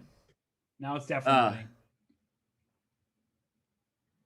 Now LeBron is somehow winning this game. Oh, in Rook Rook B5. B5! Oh my god! They've got time too. It's like somebody needs to remind them, slow down, boys. You've got some time on the old tickety. Rook C4. Rook c4. End the game. I can't. My voice. Okay, Black is still Oh. gonna win, and this could be a backbreaker for Jan. Oh my gosh, he's shaking his head because that was one that. That's one that's going to make the end of the month Twitch clip highlights reel. To the analysis board we go. Let's just at least show that there was a mate. For those of you didn't exactly catch why we were freaking out, because right here, queen to d3 was checkmate. And then queen takes g3 was winning. And at some point, I think Jan was almost winning again. Oh my god. All right, back to the next game. Oh man. Wowzer, was wowzers. fun. Hey, I didn't know how much I missed it until now that I'm here. I realized just the adrenaline rush. So much fun watching these games come down to the last moment. There's a lot on the line here. These are thousands of dollars on the line in these chess games, and this game's over. Jan's getting crushed. Look at him. He's just Jan's falling apart. It's the tilt. The tilt is he real. needs to resign and then just win the next game. I know that's asking a lot, but he has over 10 minutes left. That is time. The problem is he could lose another 2 full minutes on the clock and lose this game anyway. Right. So from a match strat, POV is the kid. I'm gonna try to speak how the kids would say. I am Matt Strat POV AF. No, please. As please. AF. Sometimes people say as AF, which doesn't make any sense, by the way. Yeah. You're as a fool. I get it, but please don't. That's what it means, right? As a fool. Oh my gosh. I was just saying how much I was enjoying it. Now I really would like All right. a. Yeah, this is tough. hiatus Levon needs to. Jan needs to throw in the towel here. This is going to be. He has some chances to hold. I feel like. No. Nah, he should resign. But it's too late. Right now, it's too late to go back. Too late to apologize? Yeah, well, that's been true for a long time now. Wow.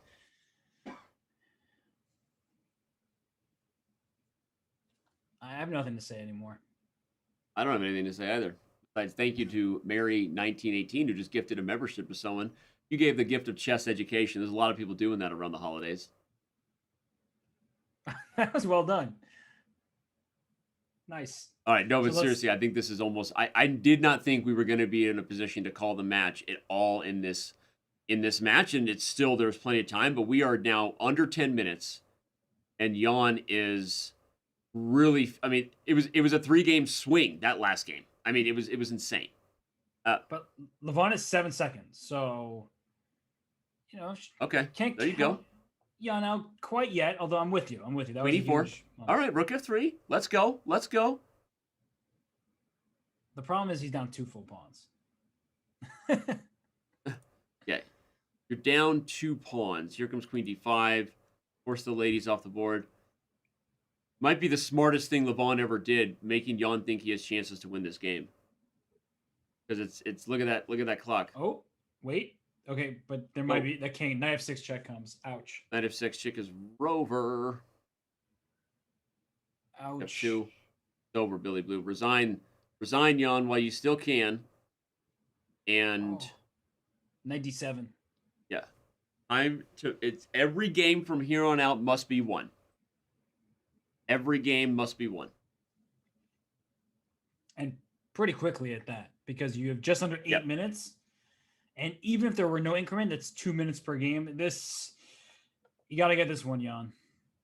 And You gotta I'm look not at the sure clock. you're going to. Oop, What is Dan, the dyslexic weatherman.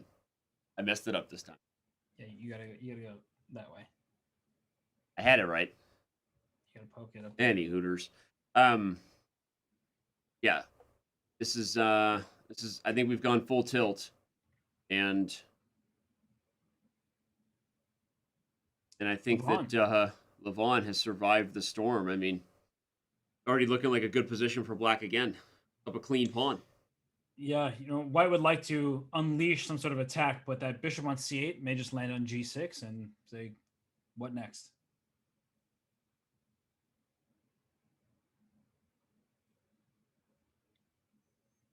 So silent between us right now.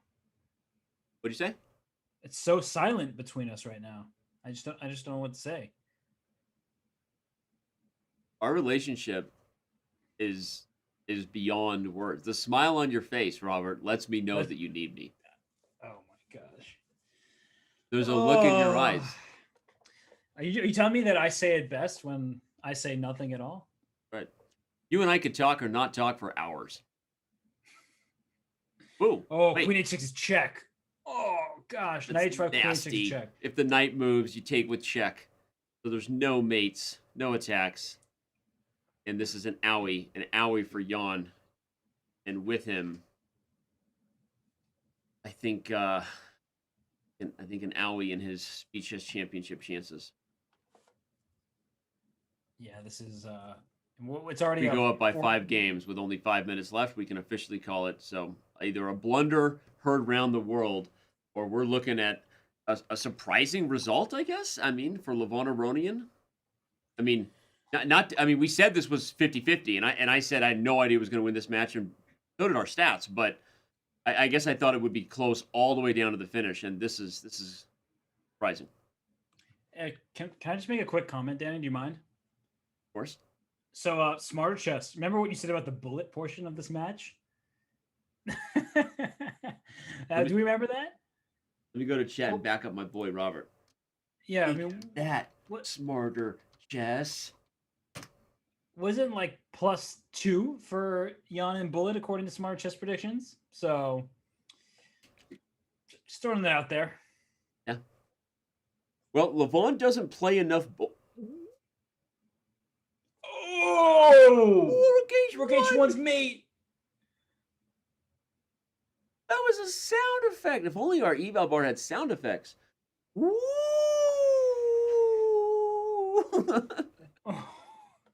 You so clearly. Every time have young children. I just discovered a new trick. Every time I pull my ear, I go, woo! Look at that. And do we still have Wait a match? second.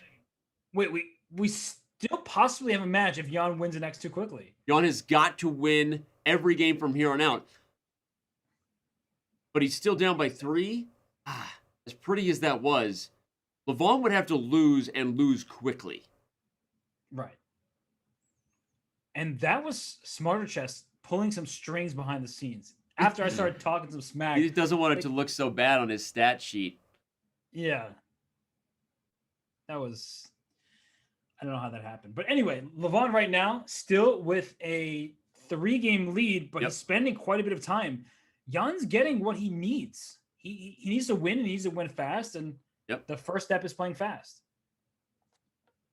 1 game at a time, and I guess, not that it's the most critical thing on their mind, but every win right now is still worth cash, right, with the format of the event. So keep winning games, Jan. You never know. Just keep swimming, finding Nepo. Just keep swimming. Just keep swimming. Whoa. Oh, knight f2 would be mate, but guess what? Play king f7. Knight f2 is a mate on the board. That's a threat. It is. And bishop g3 in some variation could be a threat too, or pawn g3. Pawn g3 right now. G3. G3. Go for f2. Open up g4. Oh, but there's f3, I guess. I was trying to break this position open. Yeah, g3 is a real threat, though. And look at Levon down to 10 seconds. He's using his time wisely because every second off the match clock gets him closer to a match victory. But we're still in striking distance here. Pawn g3. We got mate on the next move. Oh, the bishop goes back to g1. So it's not mate yet. He gets out. Look at but that. h4, h3 has to be something. Yeah, also the bishop coming in. h3. Wait, Mike just got out of this. Oh my gosh, and he's wasting precious seconds at the very least. Even if Levon loses this game, the time it's coming off the clock is so important. Even if he loses, he defended perfectly to take more time off the clock. By the way, look at Jan's time. He needs to win this. Actually, if he doesn't win now, they're not gonna have enough time remaining. Yep. And he wins the clock. And Levon loses on time, takes more precious seconds off the clock. I mean, this is a bit like Jim Carrey talking to Mary Swanson, Dumb and Dumber. You're saying there's a chance, right? Saying there's a chance. I think you need new Jim Carrey references. Have I used that one more than enough? Yeah. We gotta retire that one. Don't be sad. Don't be sad. I'm sorry. Okay. By the way, Jan is a Scotch expert and doesn't play it often against his elite Super Grandmaster peers these days, but it is something he knows well. Only 1:39 on the clock. I mean, it is possible. All they have to do is start the last game. So Jan has to win this game and then start the last game before time is up. Right. And that's why Jan is moving so quickly, which can backfire over the board, but he needs to do this. He has no other choice. And well, he's going to bishop f5 next. And it could be a bit scary for that king. But for now, there are plenty of black pieces there and not enough white attackers. Oh my gosh. You're looking at that time. A minute. Oh, a minute ticking down. Yeah, Levon's just going to win the match on the clock. All he has to do is get himself in a position where he can let the time tick down. Jan dug himself too big of a hole, it looks like. Look at this. HG5, HG5. Please open up the H file. I want to meet you in the next 30 seconds. He's using his time, letting it tick down. 15 seconds. I wonder how up to date they are, though, right? Because the players, do they know exactly the amount of seconds remaining? They share the same global clock that isn't even the production clock. They have the official clock on whatever, on their, they have it. We share it with them. I don't know how closely they keep it in front of them, but I think officially at this point, unless there's a win on the board for white in the next 10 seconds, we have a victor in the match, and that's going to be Levon Aronian. Yeah, it looks like he's winning over the board as well. He's up at full piece, bishop to h6, closes the H file. It looks like Levon has made it through. That's it. Just like that. Speed Chess Championship round of 16 drama continues here. Levon Aronian defeats Jan Nepomniachtchi regardless of the result of the final game. It goes Levon's way, as is poetic it would seem. And Robert, Levon Aronian pulls off the upset, albeit a very, very close match. This was the 8-9 matchup in the bracket, so really hard to call it an upset. It was predicted as a borderline coin flip, and Levon Aronian gets it done. Yeah, it was predicted 56% in Jan's favor, and that came down to the bullet. But because Levon had the lead going into the bullet and was playing really well in the opening games, Jan could never quite find an inroad to take the match control away from Levon Aronian. Congratulations to the Armenian #1. He played an excellent match. Yeah. Wow, incredible stuff. He gets to face his friend in the next round in Maxime Vacher-Lagrave. But we will be back with final moments. We leave you with the final moments of my best of 5 match that went down between John Bartholomew and I. For those subscribers to the Twitch channel and all of our supporters, we really appreciate it. Here's our Game 5 of Primetime SmackDown, and when we return, final moments of today's SCC battle.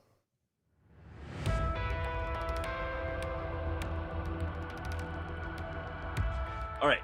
Hey, you didn't get all dressed up for nothing. You're welcome for having a Game 5. I like the shirt, but now... Thank you. It's only fitting. We haven't played for a while, so yeah, I think the people want to see. I think the people are happier this way. What happens in the event of a draw? We play again? Let's just do that and split the money. What do you think? That's fine by me. You're like, whatever. I don't even know what's going on here. All right, here we go. I sent you a rematch. Here we go. You're going to go for your silly... You're going to do it. You're doing your... Okay, let's mix it up at least. How about that? I'm going to play boring chess. I got to mix it up. I almost played the Blumenfeld and then decided... Decided no. Okay. Really? Okay.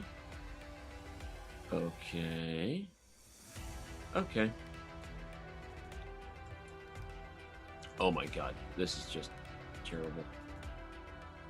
All right. We'll go there.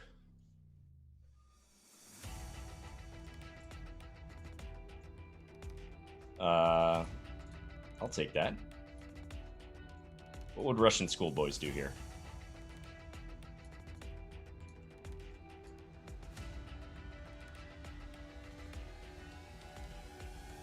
Every Russian schoolboy knows.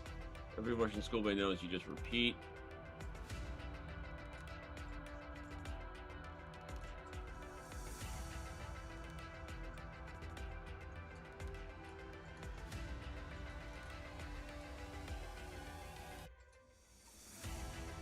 Oh no!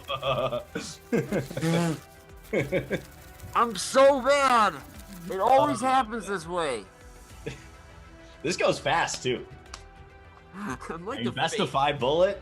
I'm like the face of someone who choked in life. That's what I am. This is kind of like your adopted Danny matches, but A little bit different. I mean, yeah. Like I saw that draw you got against Anish Giri, I think it was. that felt really good actually to get that draw. And, you're And down now it feels 9-0. even better that I know that you watched. Yeah, for sure. All right. Well, congratulations. Thank you, Danny. Whatever. Moving on.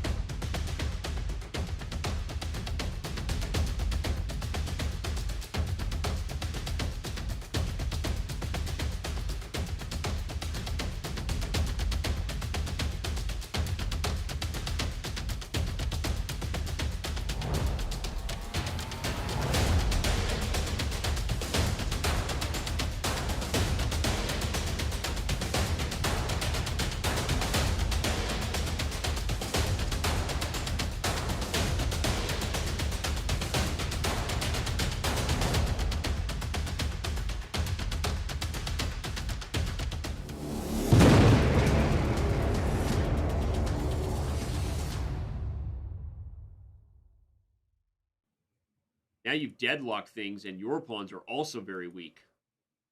I agree. King D7, knight C6 check. There's a fork. Knight C6. 96, and he missed it. Oh, and I don't know what Jan said, but it wasn't PG. Oh, man. And again, he's just shaking his head. Oh, wow. That was painful.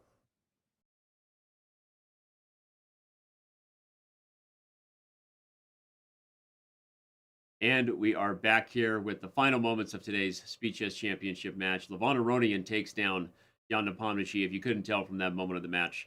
Today, we will actually not have interviews with either player today. And Robert and I will give you our final thoughts and preview the upcoming matches here for the next 5-10 minutes or so. On that note, Robert, so again, this was not a surprising victory in any way. The stats said it was going to be close, but I think the way it ended definitely surprised someone. It was that one critical bullet game, right, that Jan lost that was the backbreaker. Yeah, truthfully, it did feel like Levon had the upper hand, I would say, the majority of the time in this match. Of course, Jan had some games where he played really excellent chess. I think the winner was the player who did play better throughout. I think that Jan was probably going to be upset with himself. It's how the bullet went. You're absolutely right, Danny. He should have had a chance there. He was only down one game, if I remember correctly, heading into the bullet. And yet Levon was the player who seemed stronger of the two. So I don't know if you agree with me, but I do believe that Jan will be upset, but Levon is the deserved victor in the match. I agree. I mean, from start to finish, he also was leading most of the match start to finish, right? After jumping out to a 2.5, 1.5 lead, he maintained that lead all the way until Jan tied it at 8-8 before the last game of the 3-minute portion. So, usually the person who's leading throughout was also, I mean, sometimes they lead and it never gets tied again, right? But it definitely a sign that Levon felt in control of the match. And in the bullet, he surprised the smarter chess stats, right? Along with maybe people who thought Nepo would be the faster player in the 1-1 segment. And he takes the match victory. Shout out again to all of our subscribers and our gifted memberships coming in here over the last few moments. We hope you enjoyed the match, and we do appreciate your support. Speaking of other matches, we've got one coming up tomorrow. For the first time this year, we have a back-to-back affair. Hikaru Nakamura, the #1 seed, the man at the top, takes on Haik Martirosyan. Obviously, we know that Haik, a super talented young player, also from Armenia, Levon Aronian's countryman, the victor of today. Certainly, there's not much to say other than Hikaru Nakamura is the #1 seed for a reason, Robert, and a heavy favorite. But your quick thoughts on the things you're looking forward to tomorrow. Yeah, I think that Hikaru is in everybody's mind pretty much the winner before the match even begins. I don't think that Hikaru necessarily feels that way. He has great respect for Hike Martirosyan, who's a phenomenal player, but he's not there yet. He's not quite at the tippy top, the upper echelon, the elite level that is required to face off against Hikaru in such a long match. But Hike will outplay Hikaru in segments. He will have some better games, but ultimately, yeah, Hikaru is almost certainly going to win that match. Yep. It would be the shocker heard around the world, right? For sure. But we'll see what Hike can put up as far as the fight goes, and I'm sure we'll have a lot of interesting moments regardless. We also have one more matchup after that. I'm sorry, no, two. We have November 15th and November 16th to circle on your calendar. Duda versus Caruana and Artemiev versus Giri. I think we could argue that after the Nakamura Martirosyan match, both those other matches are total coin flips, Robert. They certainly are. Jan-Krzysztof Duda, the stronger of the two players, between himself and Fabiano Caruana in the online sphere. But Fabiano Caruana is the #2 player in the world. He took Magnus Carlsen to the tiebreaks of the 2018 World Chess Championship. And on the other side of the bracket, Artemiev, the speed demon. We've seen him beat Hikaru in Speed Chess Championship Grand Prix and Title Tuesdays. We know how strong he is, fully capable of taking out Anish Giri, who is the lower seed. So Giri, right, despite having the higher classical rating and being one of the more talkative players of the bunch, he has his work cut out for him. And you know that Magnus would enjoy beating Anish in a head-to-head matchup. We see the chat saying they'd love to have an Anish versus Magnus quarterfinals. I think a lot of people would. I mean, Magnus Carlsen interviewed after his match victory over Parham Magsuglu said he thought that Artemiev was the favorite, and Anish had some fun trolling and going back and forth about that. I don't think Magnus even meant it as a slight or even being sarcastic. I think he does see Artemiev as the favorite in a blitz match, even if Anish Giri is the stronger classical player. But either way, I do think it's a 7-10 seed for a reason, meaning it's pretty close to a coin flip. In increment time controls, which you rarely see when these guys are just playing casual blitz and bullet, a lot of times the stronger player does win out. So we'll see what Anish can do. And then, as you already said, Duda and Caruana. That to me feels as much a toss-up as the one we had today. I have no idea who's going to win that one. Fabiano working on his blitz all the time. And Jan-Krzysztof Duda is still the higher seed for a reason. All right. Yeah. We also had a lot of people playing Guess the Move, and in the end, random game chosen gives and rewards Indian Lad. Look at that. Grandmaster Indian Lad taking home the cash prize. Shocking. Dragon B70, I guess. But we know that he makes a regular habit of taking home cash every SCC match. So congratulations to Indian Lad, as well as our two basic level membership members who upgraded themselves to premium by playing Guess the Move today. Mick Moyes and Cyan Riddle. Is that like Danny, Super Cyan? I don't think so. You know what? It feels like Dragon B70 was taking a food break, like went to make himself a sandwich, and then that was the game chosen. So and Dragon that was the B70 game chosen wins all the time. Because the fact that he's not in the top 3 there is also shocking, right? Normally, and maybe it was that weird French game where they played the poison pawn and nobody could guess the moves. Or maybe it was that bullet game where they missed checkmate. So, the fans were saying, hey, there's checkmate in 1. That's got to be the move. But it wasn't played. Poor guessers. When you're guessing better than Super Grandmasters, you can't be too upset. All right. Well, this has been a lot of fun. We apologize to the fans for no interviews. Not the normal run of show to speak production here. But we had a great day regardless. It was a super fun match. And we have a great one ahead tomorrow with Hikaru Nakamura taking on Hike Martirosyan. So make sure you tune in then. We will see you all from my partner, the one and only, Mr. Chess, Grandmaster Robert Hess. The team working hard here. All of those who make these events amazing, our moderators and our staff working hard behind the scenes. We appreciate you. And we will see you tomorrow for another Speed Chess Championship match. Until then, good night, everybody.